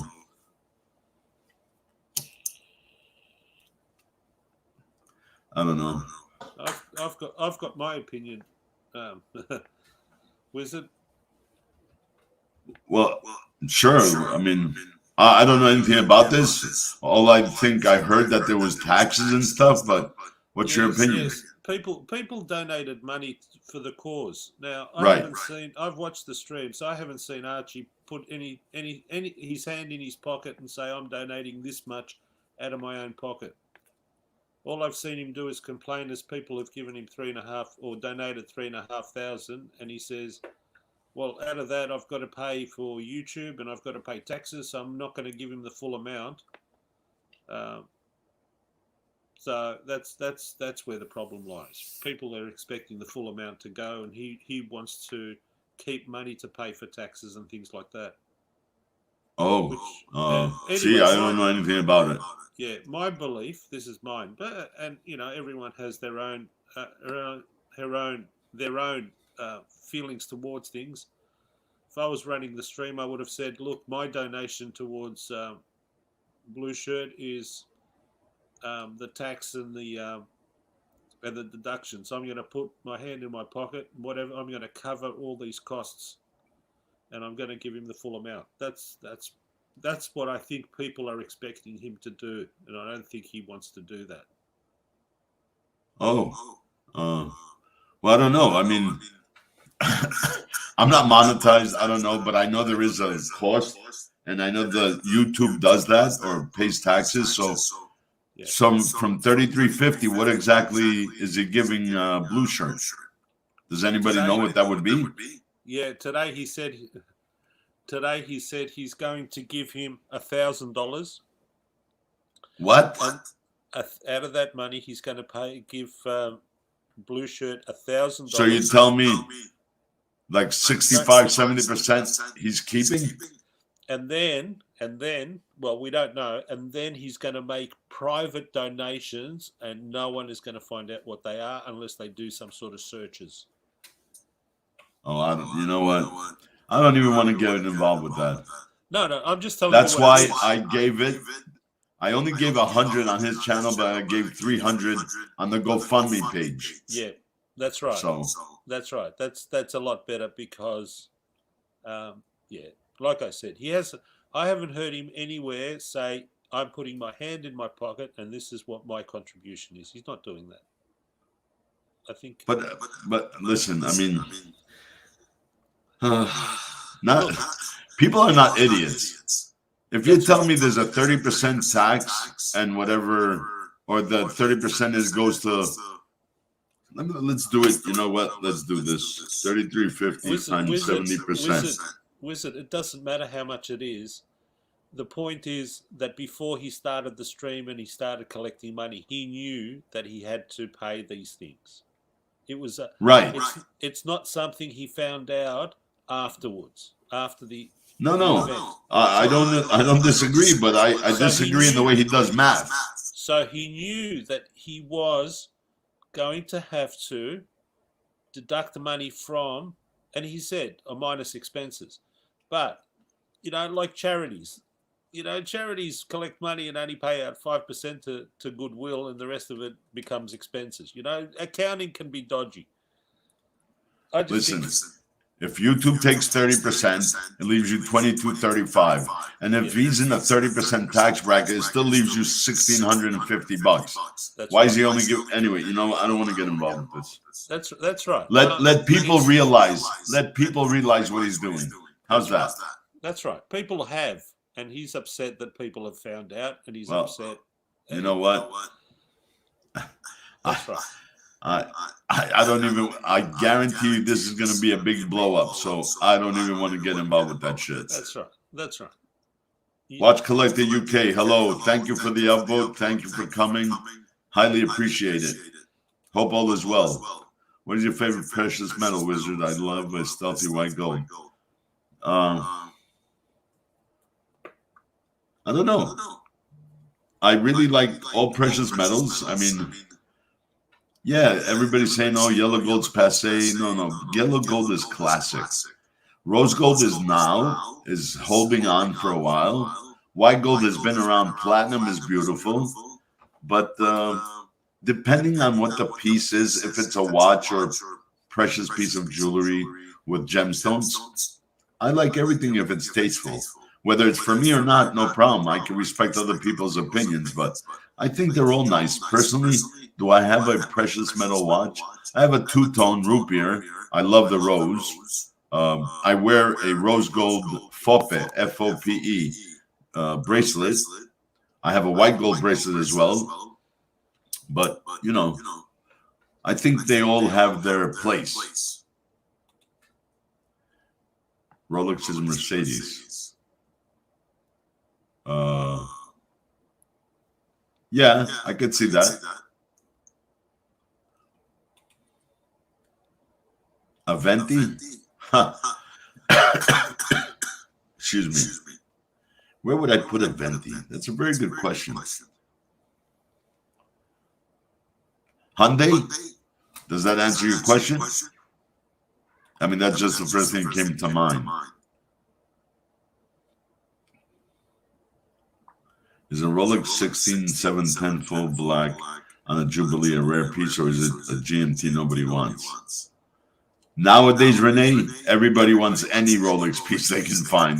But let's pull it up. Let's answer your question the right way. So a 16710.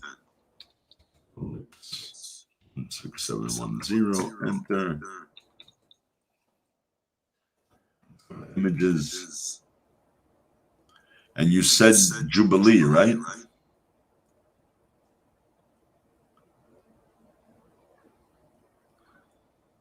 Well, that's weird. All the photos that come up when I search it is all oyster. Oh, here it is. I got one. Let me pull this one up. And let's blow it up. Let's share the screen for everyone. Chrome tab. There we go. Let me see if I can make it a little bigger. No, it won't. It won't blow up, but I think it's clear enough. Look, for me, I prefer the Coke on the oyster. But look at it. I mean, it's not bad for those that like Jubilee bracelets. Personally, since the beginning, I believe a sport watch should be on an oyster. But that's just me. I don't know. What do you think, Bill? You like the Coke on a Jubilee? I guess you could get used to it, but no. It can grow on you. Yeah, it can grow on you, I guess. But it's not for me. But no, if I had a choice, no, that wouldn't be my oyster. choice. Yeah. That wouldn't be my choice. And guys, if you're getting it, Renee, if you have a choice and you're getting it at a good price, you can always get an oyster band, man. And then when you want to upgrade or switch it for something else, you have the advantage of selling it with 2 bracelets, which commands a higher price. But personally, no, I prefer. Let me pull up another one.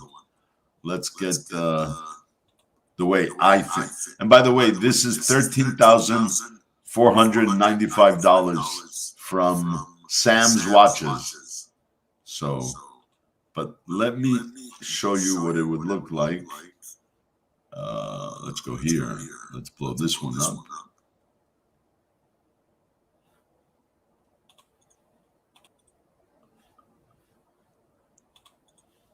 Let me share that screen with everyone.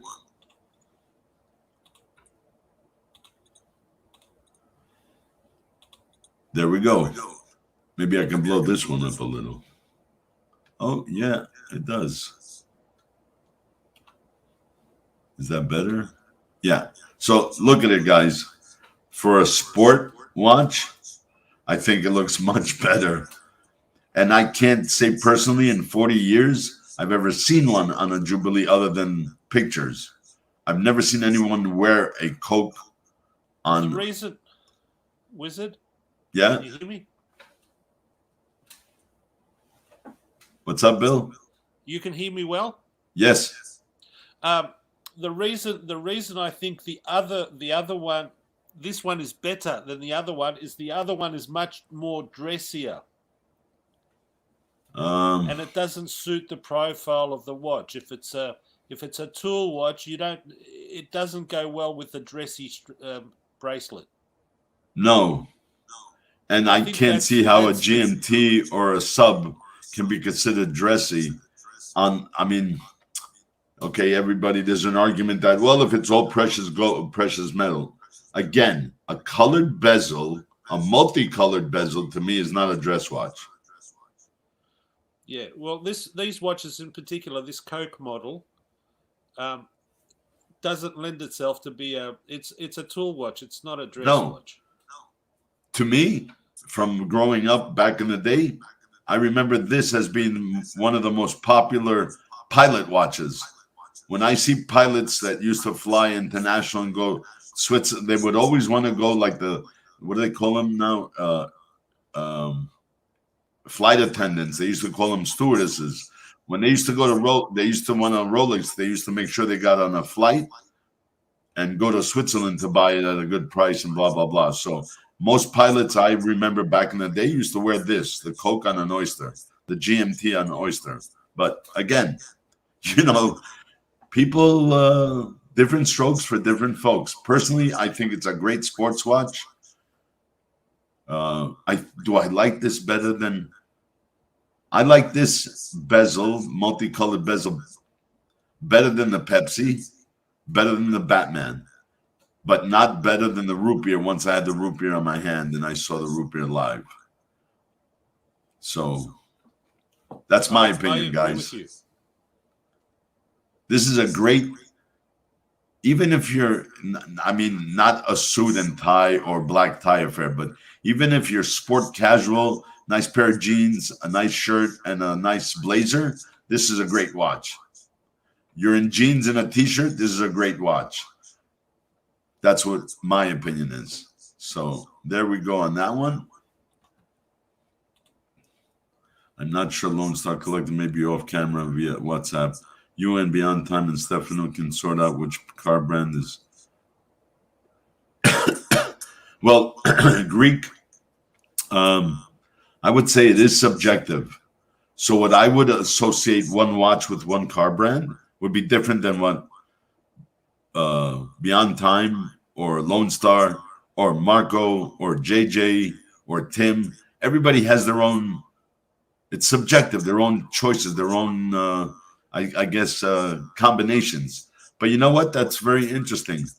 I'm going to reach out to the boys in the back and see if we can each make one and see how we compare it. And then we have you, all you watch lovers, see if you agree, disagree, or what you think your opinion would be. And there's no right or wrong.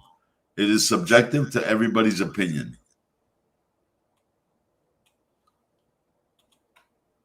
But let me go back. But Greek, I think you hit a nail on the head where I think Beyond Time is a big BMW lover. So am I. And I just got rid of my Porsche and my Mercedes, and I own a BMW. But I'm a BMW lover too. But I've gravitated towards Porsches. I've had a few Porsches, a few Benz in my life. So I think it'll be very interesting to see how Bardsley thinks they go, which ones go together. Lone Star, Marco, JJ, Tim. I think it'll be great to see how everybody puts them together. So I think I'm going to talk to everybody, see about making their own spread list or their own little video and see how we compare it to each other and let you guys see which one you like or have your own combo. Google charges 30% tax. 38 Mings are a rental car fleet of Toyota Avalons. Avalons? I don't know, Lone. I think they're more like a Yaris, but sure. Lux Report, are you recording everything? Beyond Time, why do I need to record everything? You will not find many who like Archie less than I do, but it is obvious that Archie should only donate what he gets. Guys, that's another topic. I think anybody who has doubts or objections should go on Archie's stream and raise the question to him. Because I haven't been online for 2 days because of my son, and I'm very grateful for that, but it is what it is. I also heard that JJ and plastic, something out of, you know what? I don't need to get involved with the stress, with the animosity, with all this bullshit. So I'm staying out of it. Every watch brand should be listed. Aventi, Sin, Invicta, and then matched up to a car brand at Lone Star Watch Collector and Beyond Time. Greek, like I said, man, I'm going to reach out to Bardsley, and I don't know if Lone Star has his own channel. If he does, great. But I'm also going to see if I can get JJ, Marco, and Tim to do the same thing. And you want to put Zin, Invicta? Okay, Zin, okay. Invicta? Really? I don't know. They don't make Yugos anymore or Zastavas. So I don't know where Invicta would fit. Aventi? Like I said, Invicta's a wizard. In Greece, they used to have a thing called Trikikla. Oh my goodness. Oh my God. They still have them in India, actually. Let me pull one up. Yeah, you know what? Bill just made one great point. They were the death traps of people that had them. They still make it, believe it or not, I think.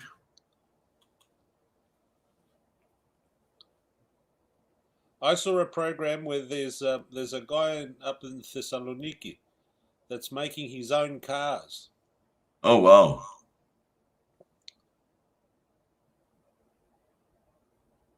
And I think those little buggies were the same thing. There you go. backyards. Let me bring this up so everybody can get a good chuckle.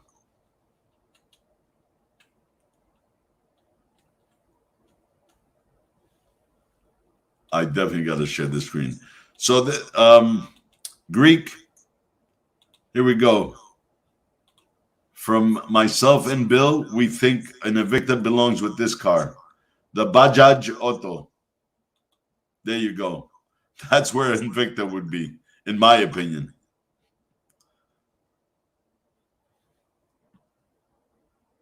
So there it is, the three-wheeler. Assume Lux is recording everything. Lone Star, I don't know what you guys mean, but sure, okay. Looks to me like Archie didn't fully think it through. He really should have turned off super chats for the stream and sent people straight to the GoFundMe. Yeah, I've heard that by others as well. That's because, you know what? Then Archie doesn't have to get involved with taxes and bookkeeping and accounting and all that. And GoFundMe, I don't know if they charge tax on I don't know if they're charitable donations or nonprofits, but I don't know. I really don't know, guys. That's why I only donated about 100 on Archie's, or 100, I think, fully. But I put 300 in the GoFundMe. I figured it was faster for them as well, because I know from other people that are monetized, they say that they have to wait a long time before they get their money. So I figured GoFundMe. And I finally, yesterday, somebody sent me the link or the information I needed so I can send the fruit basket and flowers to him from who my cousin's a big, one of my cousins is a big wholesaler, or I think he has retail as well. He's a florist. He's a big florist in New York. So, and they live somewhere in the South Shore, I'll say it that way, for privacy. And this week there'll be a delivery there. I will let everybody know though when the flowers and the fruit basket get there. Lux Report, you're famous for it. Beyond, I don't know what you and Lone Star are talking about, man. You want to clarify this for me and explain to me what that is? People should have just used GoFundMe. I guess, David, I don't know. To be fair to Archie, he is right.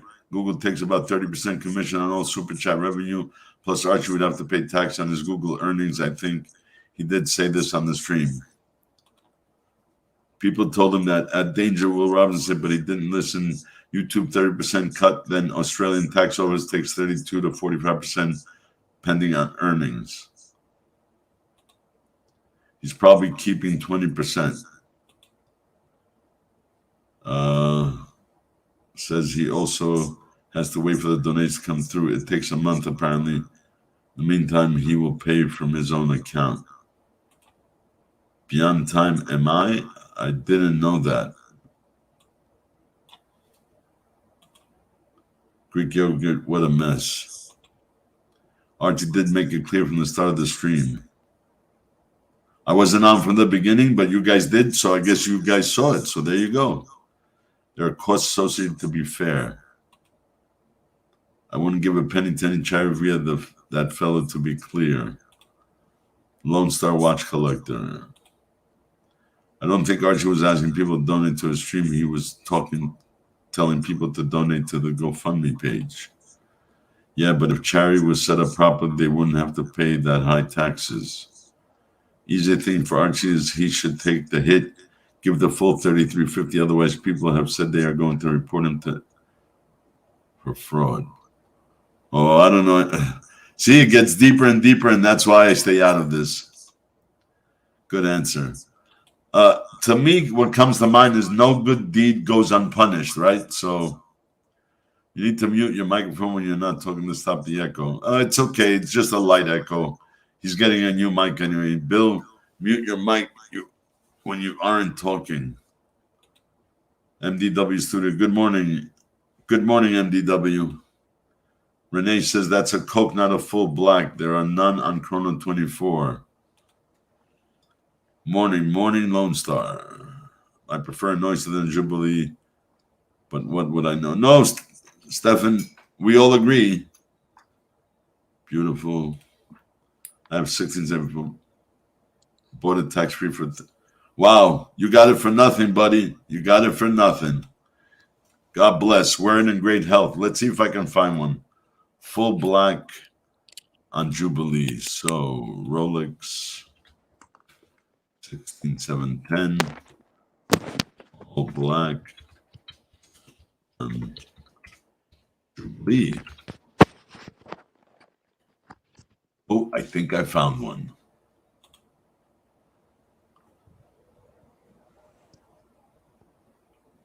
Let's get a good shot of this. There we go. Is this better, Stefano? Yeah, there's no echo now. Oh, beautiful.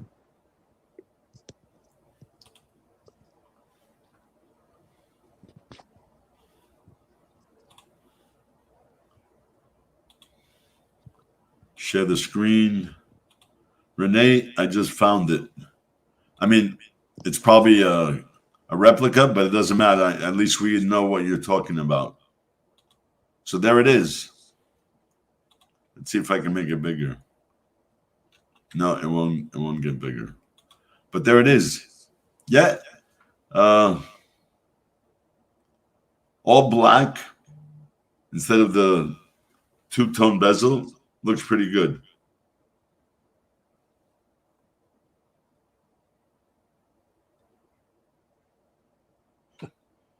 She bought it at a good price too, didn't she? Oh yeah, he got it for a song and dance. But that was 18 years ago, right? But the watch is beautiful. Renee, that's a beautiful watch, man. And you have the choice anytime you want to buy a bracelet and make it an oyster and swap it back and forth. Nothing wrong with that. Renee, I have the same watch. I paid $6,000 US.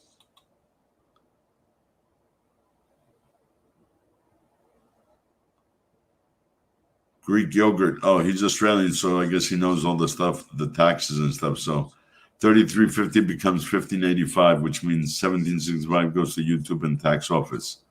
Yeah, that's sad. It's sad that the majority of the money does not go to Blue Shirt or any other cause, and that gets sucked out by the Australian or any governmental taxes plus YouTube. Yeah, I don't know. I guess next time it should be directed to GoFundMe more, rather than go through anybody, and that way Archie or any Archie doesn't have to deal with doing the bookkeeping, paperwork, and all that stuff. Worth a lot more now, James. Oh, yes. Mine is a Z series, no holes. Now, I've got a question. If you put money in GoFundMe, is that a taxable deduction? Is it perceived as being money sent to a charity? No, I don't know. But I'm sure it's less because the only thing you might have to pay is taxes at a lowered rate. But I'm sure there's no percentage that YouTube, because YouTube makes money, right? So there's no 30%. No. I'm talking about, for instance, you put in $300, right? Is that a taxable donation for you? Oh, is it charitable contribution, you mean? That's right. So, for example, Archie's going to put in $2,000 or $1,000. Is he going to claim that on tax as well? Do you understand what I mean? I really don't know how that works. Do you understand? Let's see. Hold on. That could be something. How it works. Okay, so how it works, they say, is start your fundraiser, set your fundraiser goal, tell your story, add a picture or video, share with friends, manage donations. GoFundMe takes 7.5%. Greek yogurt reckons. Common questions. I'm sure it would be under there.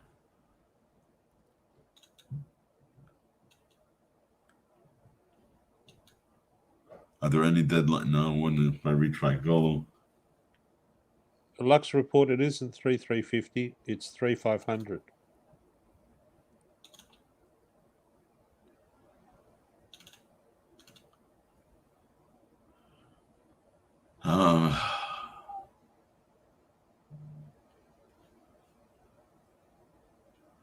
pricing. Let's see what it says under pricing.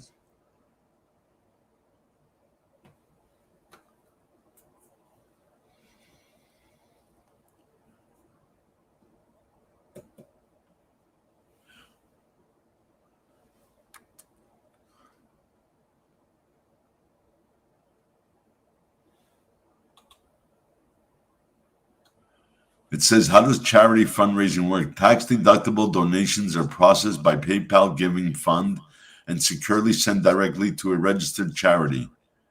Pricing applies to donation on fundraisers and direct-to charity pages on GoFundMe.com. They are processed via PayPal Giving Fund. See, GoFundMe is such a big thing now, you'd really have to get into the nitty-gritty, but I mean, I own a nonprofit for my drop-in center for the high-risk troubled youth. So I'm sure if I did something like that, because I'm a nonprofit, but then don't forget, we have to stay transparent. Every year, we have to submit full transparency, and we're only allowed to have a little bit of money left over. Like, you can't raise 10 grand and have 8 grand left over.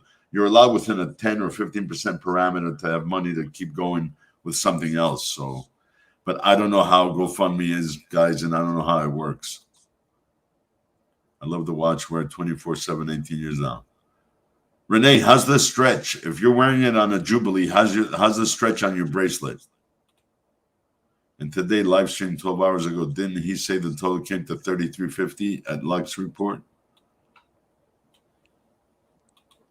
I love Greek, it too. Greek, it's the money raised by Archie is 3,474 on that date. That's what that's what he got in his super chats. 3,474. Really nice for the money. It's GMT2, though I think I wear it more. James, if you have the same watch on Jubilee, the 16710, tell us how the stretch is on the bracelet after 18 years. Mine is with holes 2003.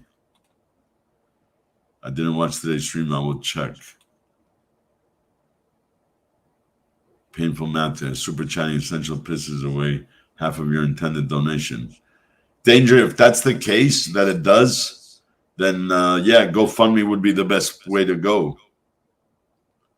Or PayPal, friends and family. Well, PayPal has I just read on GoFundMe has a gift, something gifting. So, yeah, of course you can. Let me put it up there, Mr. Where am I?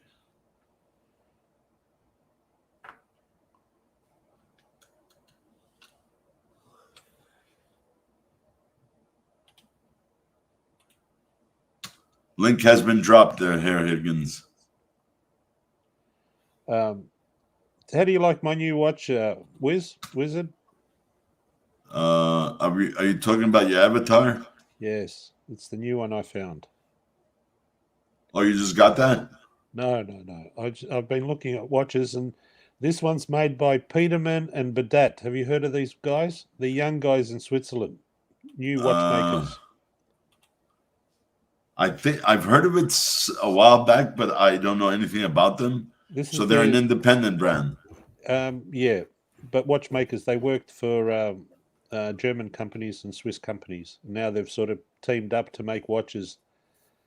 This is their second iteration. They had the first watch, which people complained about the dial not looking too good, and now they've come up with this second version, which has got I think they call it a deadbeat. Is it a deadbeat? Where when you look at it, it's a mechanical watch, but when you look at it, it works like a quartz watch. So it's got some sort of trigger mechanism in the back, and you can see if you blow it up, you can see the. Hello, good afternoon from Germany. Anyway. Welcome. Hey, how are you, Jonathan? Thank you. Hello. Thank you. I'm doing well. How are you guys doing? Welcome. We're doing good. Except for some. There's a lot of talk here about Archie and how he raised money.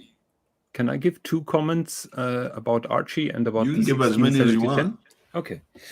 So I haven't watched the entire stream when Archie was doing it, because I was active with Tim and the aftermaths. But it was totally clear to me, and I think Archie made it clear a couple of times, that all proceeds from that show minus his cost will go to Blue Shot Buddha's fund. He was pretty transparent, if I remember correctly. I assume that he was hoping at that point of time that the money that was over after Google took their share, which is 30%. You mean YouTube? Yeah, YouTube. Yeah, isn't YouTube Google? I think it's yeah. So, but anyhow, so I think that he hoped that it would be a charitable donation after Google took their share, and I think he was corrected then by his tax advisor that he could only deduct that if he donated to a charitable trust. That Blue Shirt is not, if he's doing that to a person. I'm not really Archie's fan.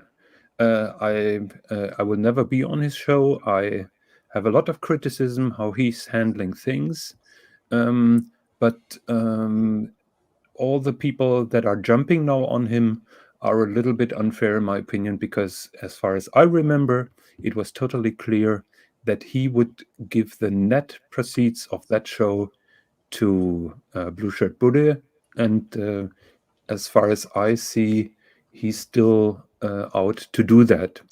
About the 3,450, he received a $100 donation from ER, which was said that money was for him, so he deducted that. So at the end of the day, it's 3,350 or 3,375. Take 20% from that and deduct 35 to 40% taxes, and you get to roughly 1,500. That is over. Also, Archie said if you want the entire proceeds go to Blue Shirt Buddha, please donate directly to the GoFundMe. That's what Archie has done, and that's what Tim has done as well during the live show. That's why everything has been posted and pinned and everything like that. I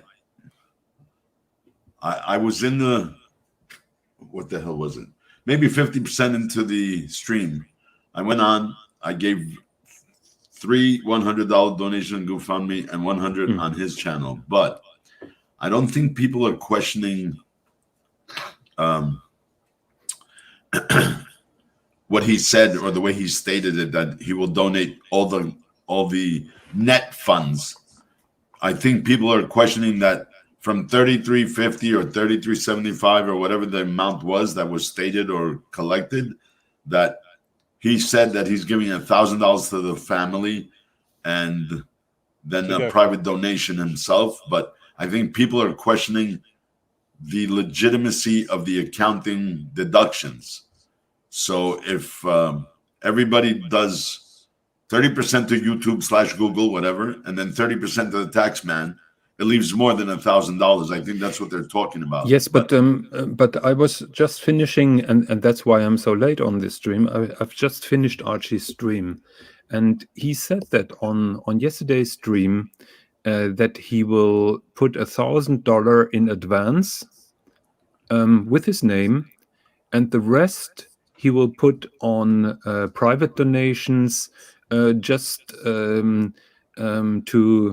fool people who would then say, oh, he donated 1,400 or 1,500 or 1,300, whatever it is.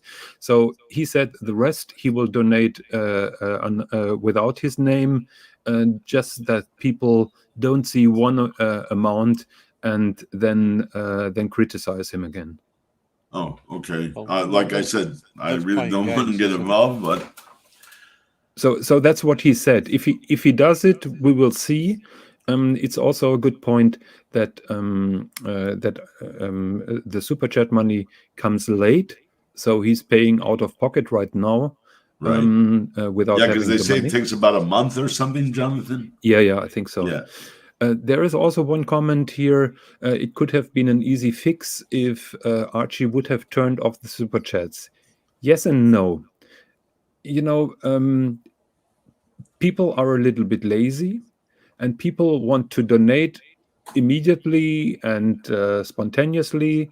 So I'm not sure if turning off the super chats for that show and say, if you want to donate, go to the GoFundMe page, would have led to a better result. That is exactly the reason why Tim is still having the super chats on, and Archie has having the super chats on.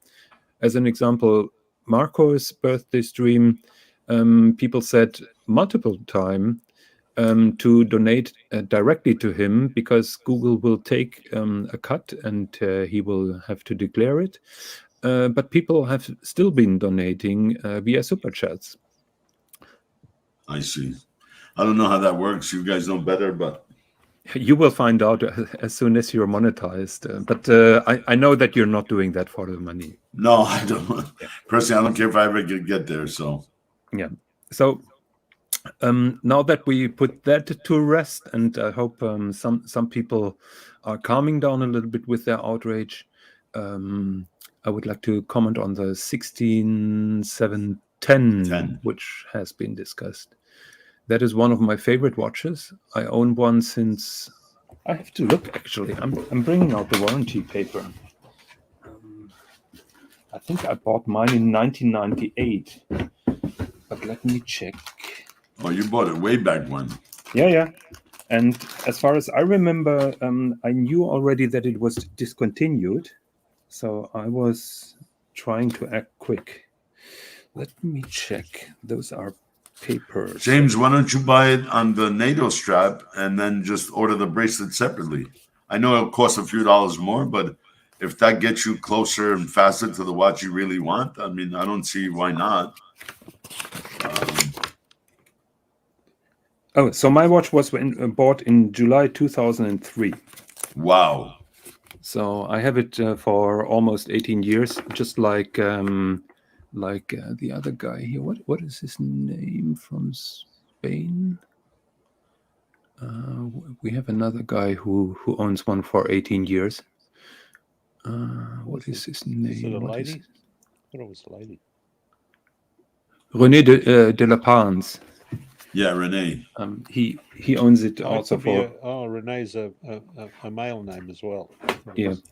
So But do you wear it a lot?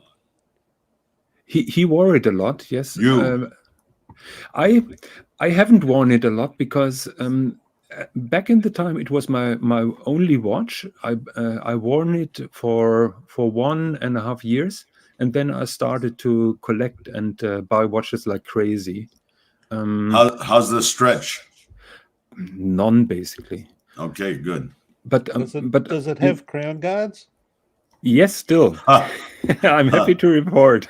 Oh man, that is the most important question to ask. Yes. Yeah, Stefan. It says people are overreacting. Yeah, you know what? You have to give the benefit of the doubt. Like I say, no good deed goes unpunished. So I think Archie was sincere. Yeah. And, you know, I mean,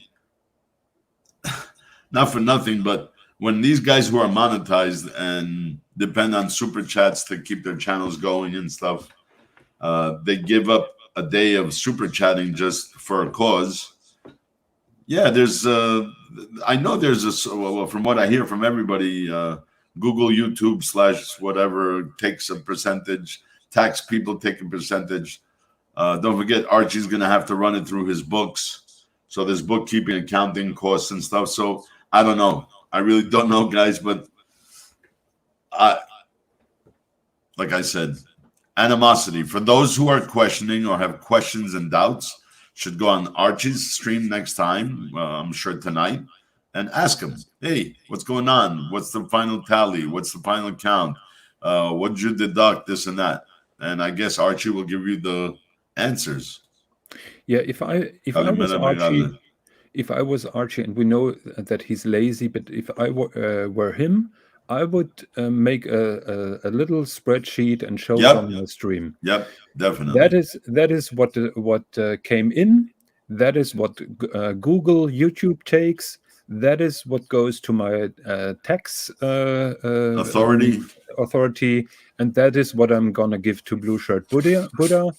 I'm pretty sure that won't make everybody happy, because the problem is with the spoken information, everybody hears something different and makes something different out of it. Those streams go for 3 hours, so if you're not there when he says it, you're gonna miss it. Sometimes people understand wrongly, or they don't get what the system that Google takes 30% and that there is tax involved and so on. I'm the first one to criticize Archie Luxury for many things that he did, but I can't criticize him here because he was transparent, and I have no doubts that he's keeping his word that he gave during that stream. Yeah, you got to give everyone the benefit of the doubt. Yes. Golden Majestic, Kalimera, Yasura Manga. Bottom line, 14K with the link going up all the time. Okay, whatever. It's sad because I think actually...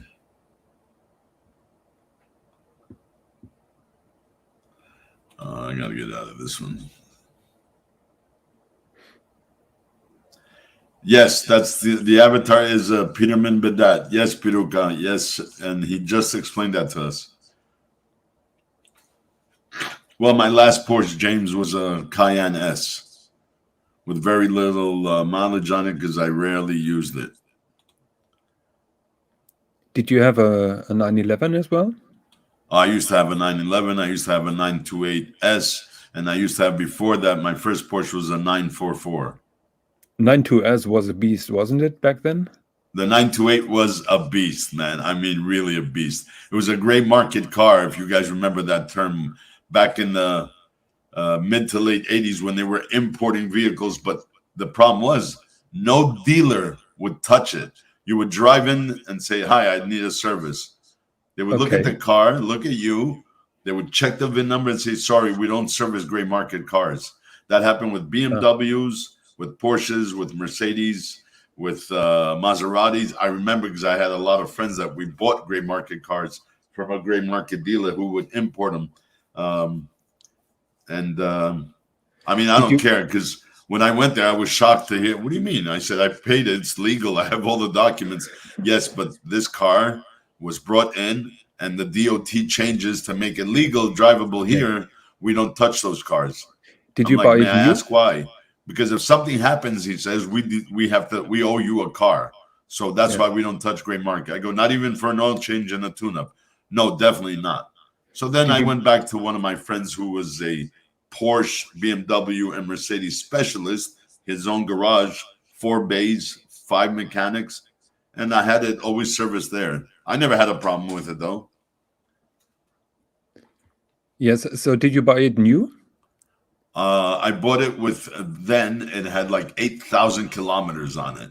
Okay, so it actually came from Germany. Yeah, so the initial buyer bought it then from Germany, brought it to Canada, drove it a little bit. No, I was in the States then. Oh, okay. Mm-hmm.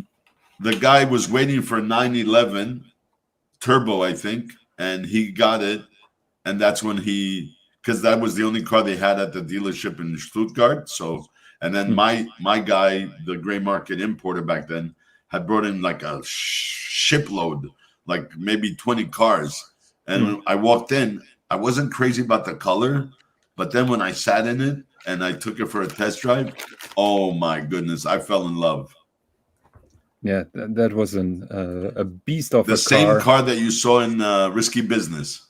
Oh, okay. A 928 with, I think it was 928S or 928. It was gold and it had the racing seats. the checkered flag seats.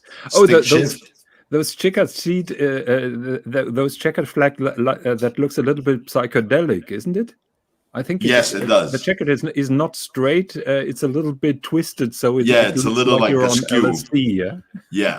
yeah, I remember But that. I'm telling you guys, the sound of that car when you started the video Oh. dials. I invested some good money and I bought a Nakamichi. Nakamichi used to make on Oh, that yes, big bubble. They used to Nakamichi. make Oh. a system that would wrap around and custom made for Porsche. Yeah. So I ordered that with Nakamichi amps and a Nakamichi headset. Cassette, of course, back then. There was no CDs, but it was gorgeous. I have to admit, I really loved that car. And I have to say, I loved it more than my 911. 911 was a different type of drive, right? But that 928 was something else. Oh, had the purr of a tiger. It's crazy to think that the 928 was intended to replace the 911. Although it was a fantastic car. Yes, but nothing replaced the 911. Yeah. So talking about Nakamichi, I may have said that before. One of my biggest watch mistakes was selling a Daytona manual that I got cheap, and then I decided to sell it because I thought I was smart and I thought I was getting big money. That was 6,500 Deutschmarks back then. Which was a 2-month salary, basically. Right. And I sold that watch and bought a Nakamichi tape deck for it, so which did was I around bought a 2,000. Dragon. No, actually, the Dragon was 4,000, and I bought the cheaper one, which was around 2,000. And today you would have got what, like $250,000 for that Daytona? Probably 200 or something like that. So I could buy a lot of tape decks. Jonathan says, "Fuck that! I'm cutting crown guards. I don't give a shit anymore." But I guess we all made those kind of mistakes, and yeah, of course we all have. I mean, come on, and some more than others, because you and I've been in that business many years ago, so we saw a lot of shit that was shit back then that it's like priceless, unobtainable today. Oh, yeah. You know how many Daytonas I turned down? Yeah. And we keep on talking about Nautilus and the Royal Oak. 20 years ago, nobody wanted a steel Nautilus or a steel Royal Oak. Brother, I think it was 19. I got married in 90. So this had to be 88. In 88, I was offered the Nautilus with the original cork box, I think for like $5.5, $6,000. Somebody bought it and they just hated it. They couldn't stand to wear it. So they wanted to trade it in for what? For a solid gold Constellation. If you remember those old, not the bubbles, but the flat Constellations, the Omegas. But that cork, you know what? I kick myself in the ass every day when I think about what I could have had and just put it away because I wouldn't have wore it. But probably knowing me, I would have flipped it. So I don't know. Yes, but the cork box was amazing, wasn't it? Today, what was it? A couple of weeks ago, I mentioned to you boys, $12,000, 9,000 euros for a cork box by itself. Alone, yeah. Alone. Crazy. Good deeds tend to not go. Yeah, a good deed never goes unpunished. Yeah, that's true. You know what? You got to give Archie some credit. He did it for a good cause. Then there was another animosity thing, I don't know, a while back when it happened that Tim bum rushed and did it first to get the hype. No, there's no hype, man. You're doing something for a good cause. Now, Tim, in all fairness, said that he didn't see it. I believe him. Others don't, but yeah, everybody's entitled to their own opinion. But you're helping something or someone, especially in a very time of dire need. There's nothing wrong with it. Whether you did it first, you did it in combination with others, you did it, but maybe didn't plan it right, so more of the money goes to them rather than to tax revenue and the Google and the YouTube shit. But you did it. You did something good, something nice. You know what? Let it be. I mean, I said, yeah, I'm for defending somebody and I'm for not being part of any bullshit because I don't need any stress in my life. But guys, everybody did it for a cause, even Archie. So let it be, man. I mean, and let me say it one more time. If you have any doubts, questions, or comments, go on his stream and raise the question there. Give him $1 super chat or 50 cents just so you can show your super chat so you can address it, because Archie a lot of times goes through a lot of stuff and doesn't see the normal comments. If you super chat one lousy dollar, I'm sure he'll address the issue. Yeah, and I keep on telling Tim the same, because actually Tim started live streaming about Blue Shirt Buddha, and Tim contacted me 2 hours before the live show, and he showed me the message that he received from Mark P. Mark P is basically the guy who approached Tim, Marco, and JJ, and he was telling them about Blue Shirt Buddha's health. Right. And he basically said, "You three are the best guys to pull together and make something special on social media to help him out." And we are trying to make a show or something to raise funds. Nowhere did he say this is totally confidential. Nowhere did he say, please don't mention this on your streams before we all pulled together that big show. Right. So there you Tim, go. I remember that Tim was really touched by it. He told me he's never met him, but he wanted to help. And that's how he started the live stream, and I was on there.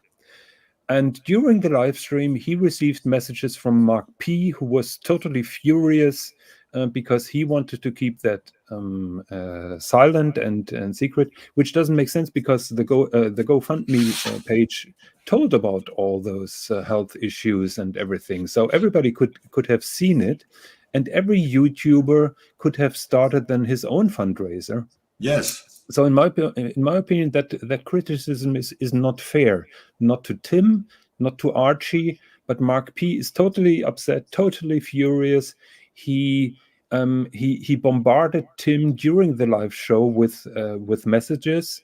Tim was a little bit confused. Tim is still upset that this is happening to him because he can't find anything wrong that he did. So this situation to help a good friend turned into something not so good, and that is not really. Which I remember he said he was so upset he went out. He was yes, really depressed and all that. But here's the thing. I mean, if you're doing something for a fundraiser, and every channel does, the only thing I would say is I am for more than anything is. Somebody said it before, because I don't know how this is done. They said you could stop your super chats, put up a permanent link on your channel for GoFundMe, and do it. But how are you going to do it a combination? What are you going to stream within the stream within the stream within the stream? No, your time slot, you do the GoFundMe. I don't know who else. Archie does it on his. Marco does it on his. JJ does it on his. You can ask other people, YouTubers that are on, to, hey, it's nothing to take away from you, but can you please just post a GoFundMe to help this man? So what's wrong with everybody getting together and doing it to raise money for this guy? There is a comment from Marco Ferrante. He said in the first text, and that message is wrong. Could you please pull that up? It's sure. Where is it? It's 1, 2, 3, 4, 5 from the last message. Okay, Marco Ferrante. So let me go 1, 2, 3. Marco Ferrante. No, one more up. One more up. Yeah. He said in the first text, Jonathan, he literally said, let's make a Zoom call in a couple of days. We all knew it wasn't going to be on that day. Also, why are private messages being shared? Okay, so let me address to that. First of all, I don't like your username, Marco Ferrante, and you know why I don't like it. I'm not a big friend of Marco, but I find your username really offensive. Secondly, I've read the first message, and There was never said, I repeat it was never said, please keep that confidential.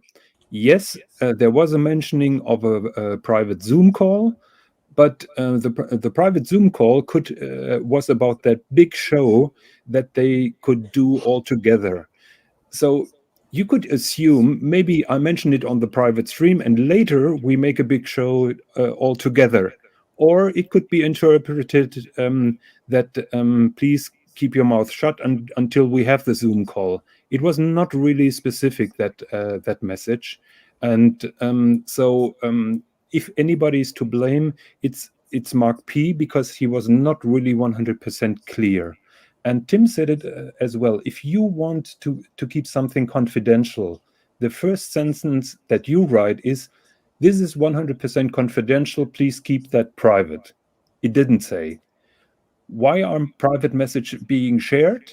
Well, Tim is a friend of mine, and Tim just sent it to me because he was shocked and he was asking about my opinion. I had no intention to make this public or anything, but I know exactly what was in that message. Okay. With that being said, I still feel a good deed was done, and that, yeah, true.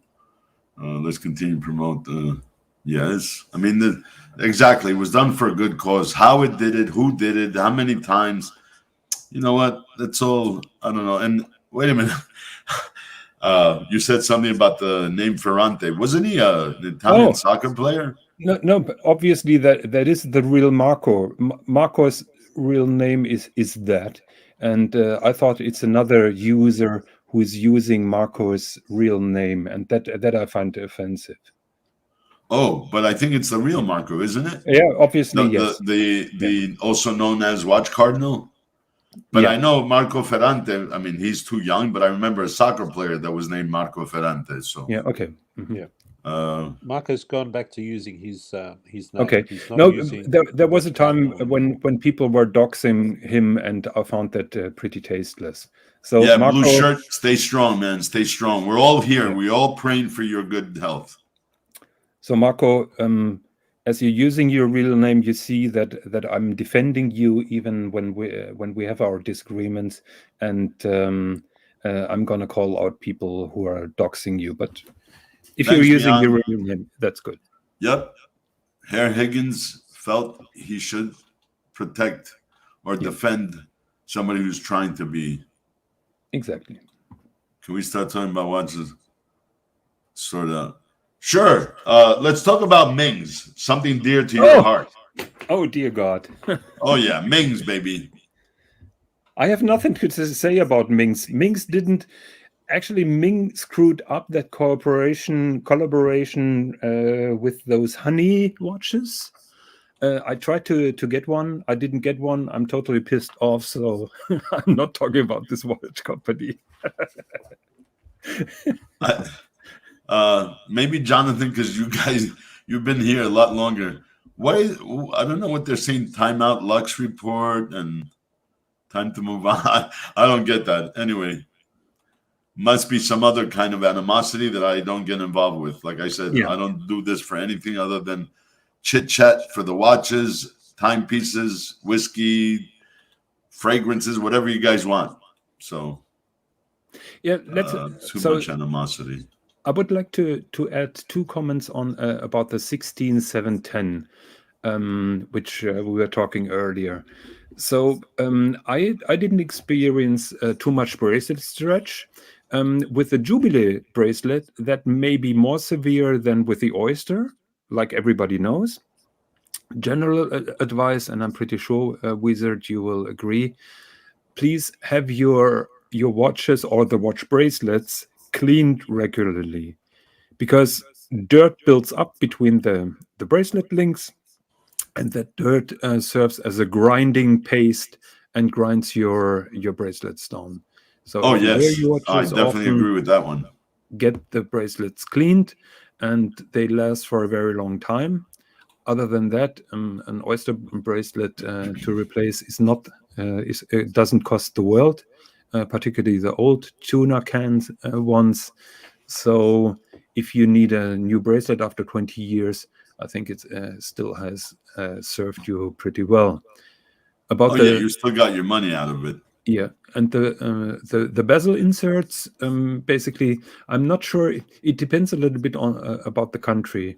But if I go to my AD and if I need a replacement of the bezel insert of my 16710, they give it to me. They keep the old one, but I can change any color that I want. I'm not sure if that is true for the US, but certainly there are ways around it because those aluminum bezel inserts are pretty cheap on the Rolex forums or wherever you want to buy them. Please don't save 20 or 30 bucks and get an aftermarket. They look ridiculous. They are shit. Yeah. And on dealer chats, US and Canada, no, North America, but anywhere in Europe and Asia, Yeah. I could buy a legit aluminum bezel for a couple of $100. It's worth it. All the money in the world. It's worth it. Actually, I have like 10 bezel inserts for that watch.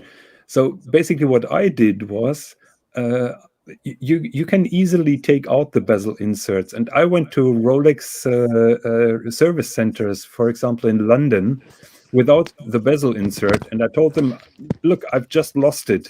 Can you give me a new one? And they installed a new one. So I kept the old one and had a new one. And that's how I built up a collection of bezel inserts. Awesome. So sometimes it works, sometimes it doesn't. Well, yeah, but London, I mean, you're probably better off in Germany or in Netherlands or Italy or Spain or Greece. They will do it gladly. Yeah. Marco, 2446 Shure. It's a beautiful watch. I mean, it's a vintage piece. It's Heuer, right? So it's not Tag Heuer. It's before the days of Tag joining Heuer. So it's small because I know you like small watches. You don't like oversized watches. I don't know if this is a 36 or let me just check over here. Isn't that the first Otavia? Yeah, the Otavia. You know that story? Right. How? No, I don't. So you do. Share it with us.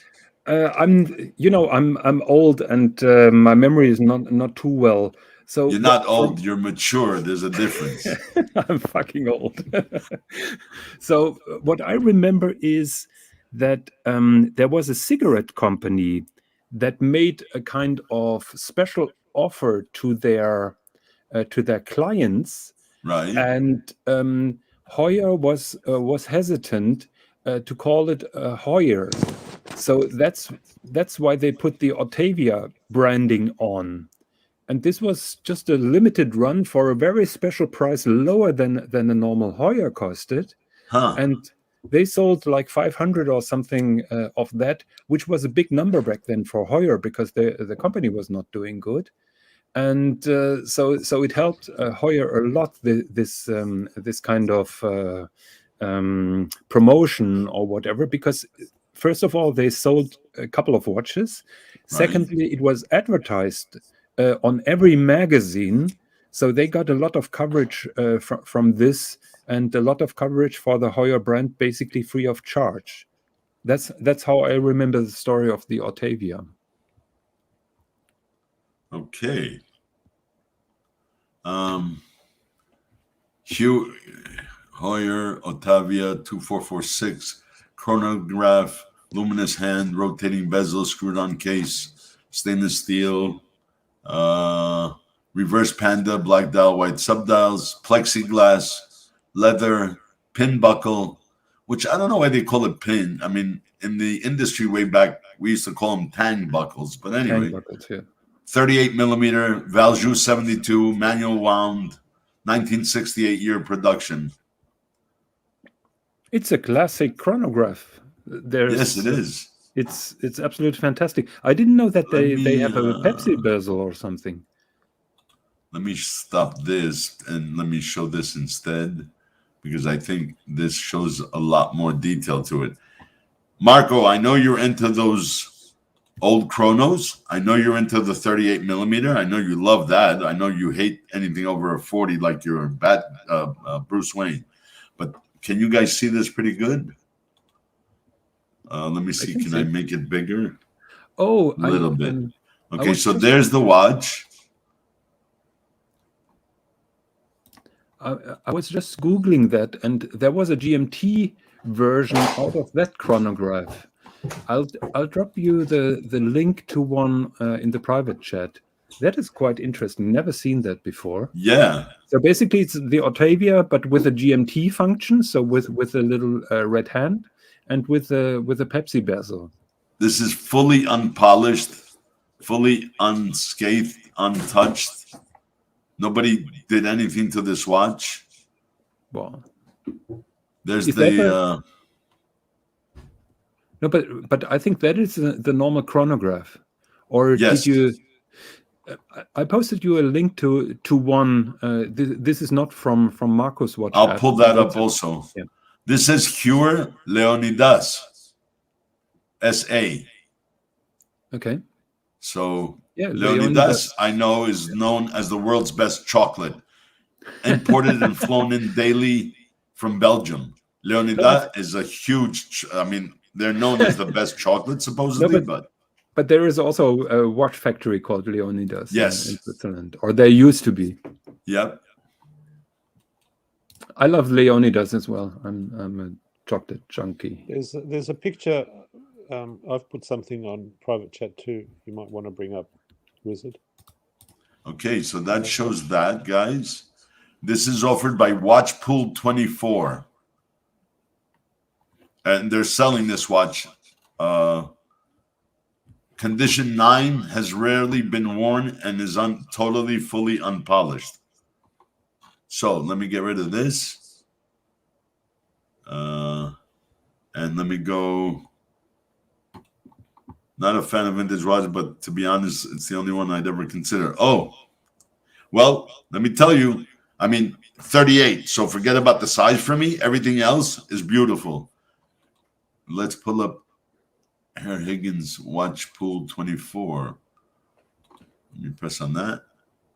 Oh, that's the GMT though. Yeah, and Marco was talking about the GMT with the Pepsi bezel.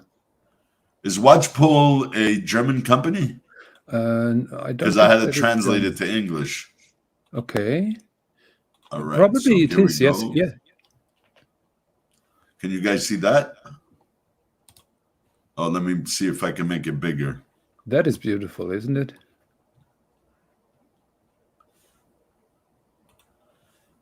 And let me bring it up a little. Is that a better view, guys? At least more fuller view. If you click on the, I think if you click on the actual picture, it'll blow up. There it is. Better? There you go. Yeah. Okay, so let me go back into. Okay, so you can see it better. Okay, so we have that. Octavia Hewer GMT. Wow, the Pepsi bezel strikes again. So, Marco, how much are they asking for this particular watch?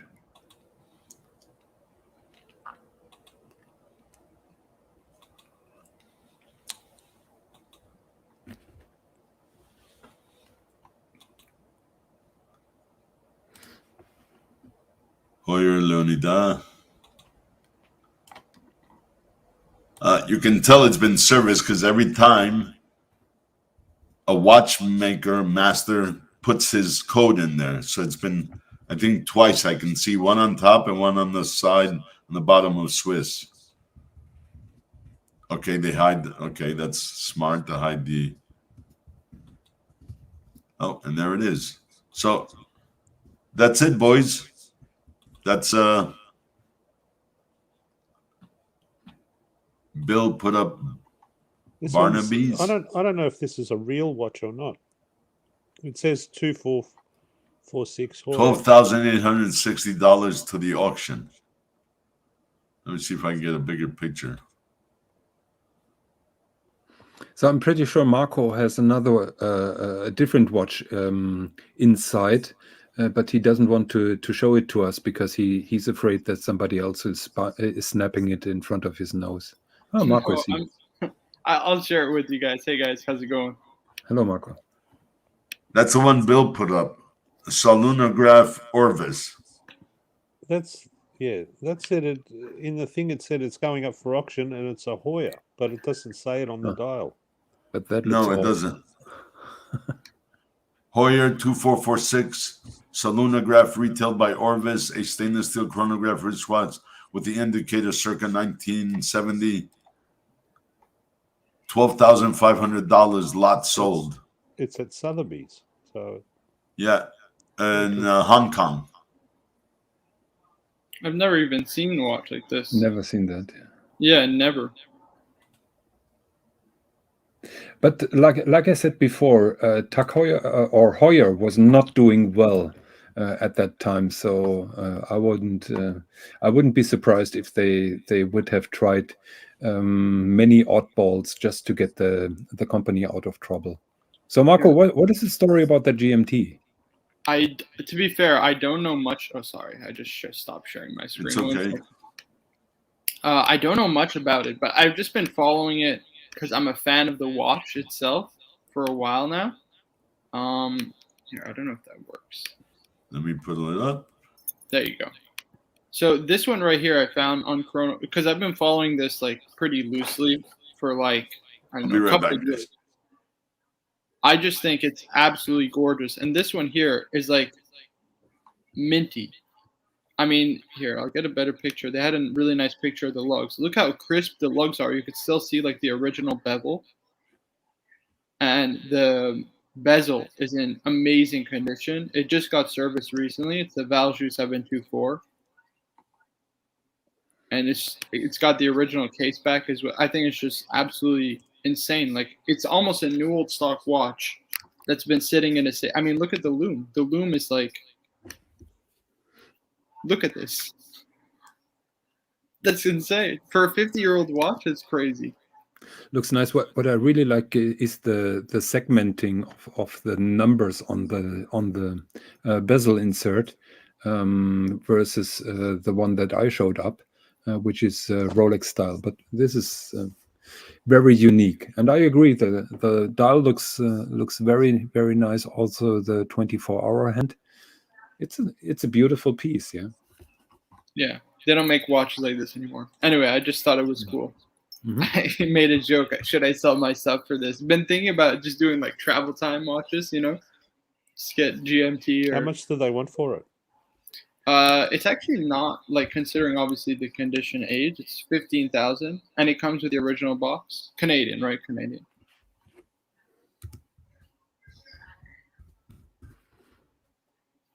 Yeah. Yeah, I can see. It's from Spain, isn't it? Yeah, from Spain. Mm-hmm. But yeah, what do you think, Wiz? Beautiful. He's gone. He's gone. And it's 40 out. mil too. 40 mil, good size, perfect size. Yeah.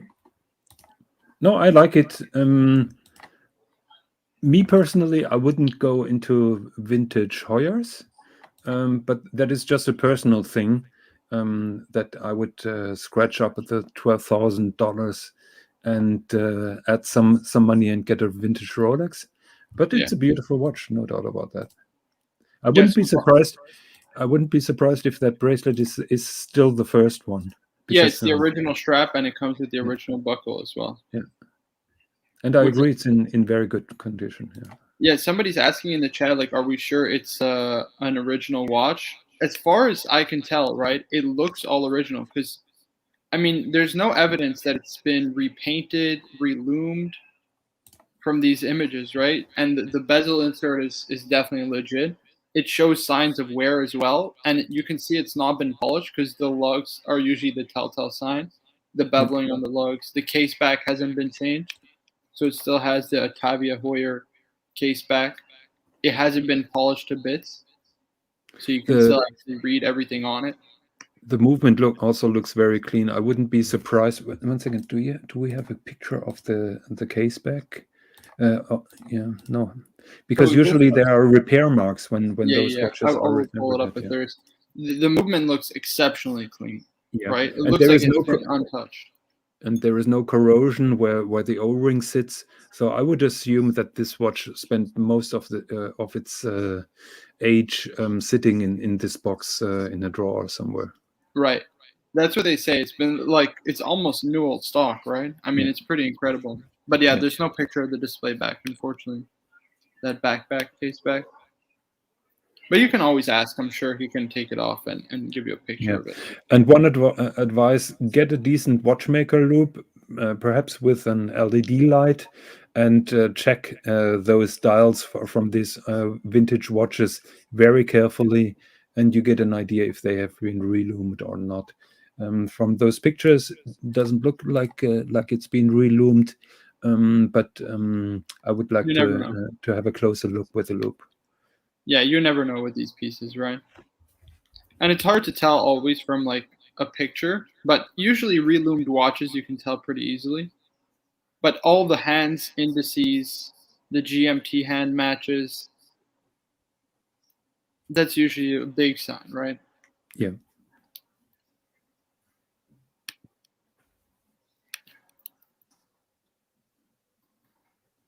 So René de La Pans says on his 16710 he only wants a move-in service, no new dial, no hands, no bezel insert, no polish. That's exactly the right way to do.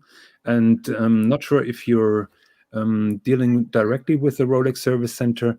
Please add a note in written saying that, because Rolex Service Centers may change dials or hands without being told. So make sure the watch comes back in the condition that you'd like to have it. Yeah. Marco, what is this guy, man? Lux? He's just trying to stir up a bit of trouble. That's the thing. He does. It's his shtick. Oh, okay. See, I don't know half the people here, man. I mean, I've seen him before. He had a nice thing about some vintage Louis Vuitton. What was it? Roulette table, I think. Greek yogurt. Stefano's cool. He's just walks past and won't pick it up. Well, I don't know about that one. I think everybody No, will pick up Greek that yogurt. I'll tell you this though. Thank God I don't need $100, but if I find it on the floor, I will pass by the next thing I see, a homeless person or a drop bucket for salvation. I'll put it in there.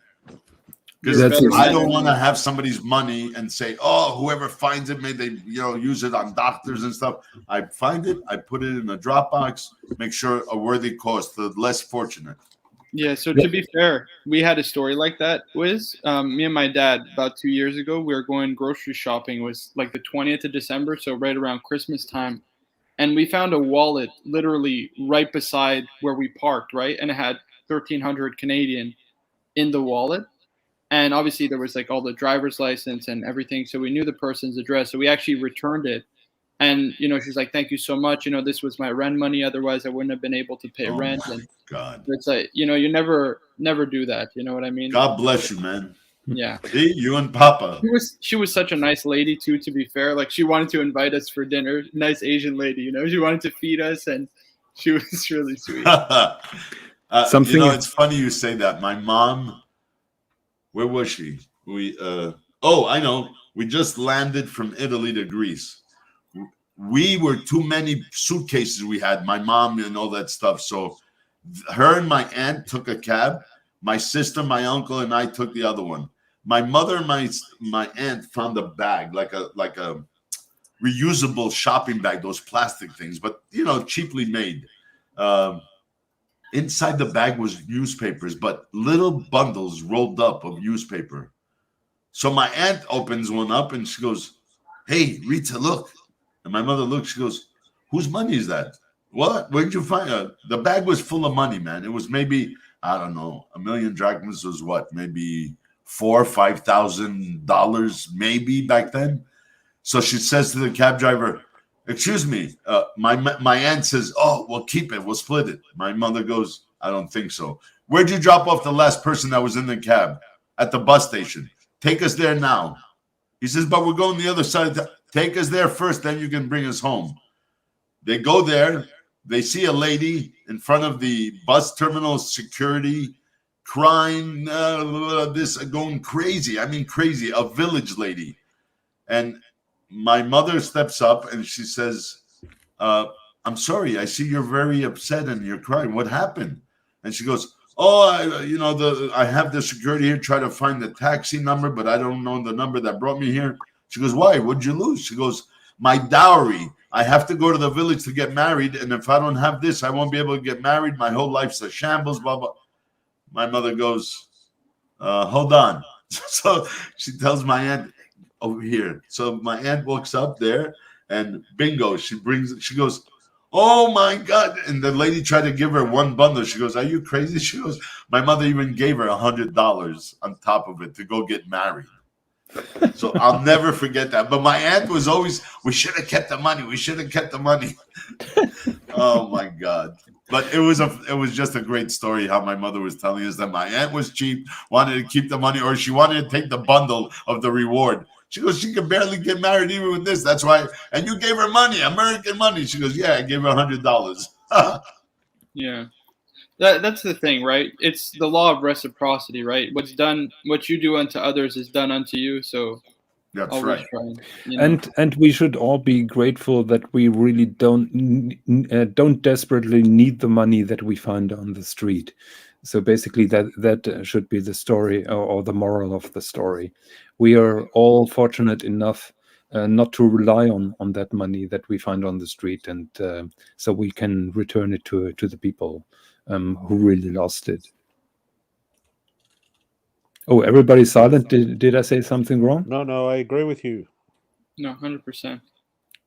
I remember when I was in Hong Kong, I found a wallet full of cash, and I went to the police station, and that was a nightmare because that was before China basically took over Hong Kong. I must be careful Yeah. what I say. So that was 4 or 5 years ago, and I went to the police station, and the police officer started photocopying every single note, every single bill that was in that wallet, and every single card, and he was writing down all the numbers. And it took me 2 hours to get out of the police station. In the end, the person who owned that was found because all his information was inside. But it was so painful because they were accurately listing all bills very accurately. Just to prevent that somebody is accusing them for stealing money, but it took so long. So yeah, but anyhow, it went back and it was okay. You know why they took a photocopy? Because the PRC makes sure they register every bill that you get. Could be, yes. No, I think it was to protect me, just in case that the person who lost it accuses me of having taken money, and also that just in case somebody accuses them for having stolen the money. So, but it was a painful process and very lengthy. Well, like they say, no good deed goes unpunished. Yeah, exactly. That's anyway, guys, look, I'm looking at the time, and I'm hearing Wizard Jr. waking up and taking a shower. So it's going to be time for me to take him out for brekkie, Canadian breakfast. Sounds good. I'm going actually to have lunch with my nonna. Nonna. There you go. Yeah, so it's good timing. Thank you, everyone, for joining. This stream has gone almost 3 hours. Wow. I think I'm famous for 3-hour streams on the Chit Chat Club in the mornings. 3 hours before. Guys, keep in mind, upvote, please. Thank you so much for joining. Bill, Herr Higgins, you're welcome. Marco, which I know now you got a famous soccer player's name. All you guys for joining and upvoting. I really appreciate it. It helps the channel grow. Renee, Renee, so how's the stretch on your bracelet since you wear it all the time? We'd really like to know. I mean, Jonathan's is, because he only wore it for 1.5 years, is mint condition, so as if it didn't move. So I would like to know how your stretch is. Paracalo Manga, Paracalo, you're welcome, brother. What do we got here? Still perfect. Bravo, bravo. And don't forget, because you love that watch so much, if it ever starts to stretch too much, you can have it repinned. You can definitely bring it back to almost perfect. So I've done it for many clients. Marco, enjoy your breakfast with Nonna, or lunch with Nonna, which if it's not made by Nonna, you better pick a good place to take her. No, it is going to be made by her. Because nobody's going to cook as good as Nonna. Right. And again, all the watchers, the viewers, thank you so much. The subscriptions, please don't forget to subscribe, join, ring the bell, do whatever. I mean, I have a small channel, but I enjoy having everybody on, and I try to get to everybody's chats. Yeah, and thank you, Wizard, for hosting those. Oh no, I only do it when I see Perth is not scheduled, so I don't want to step on his toes. So I figure, there's people in the other time zones that like a morning one from us, right? Yeah. Muhammad Ali, thank you. 24/7, so no movement. Bravo. Oh, look at that. He wears it all the time, so it doesn't go nowhere. No stretch. That's great, man. Great to hear. Anyway, guys, thank you again. Have a wonderful Sunday, evening, afternoon, morning, whatever your time zone you're in. And I'll see you guys on the next one. Take care.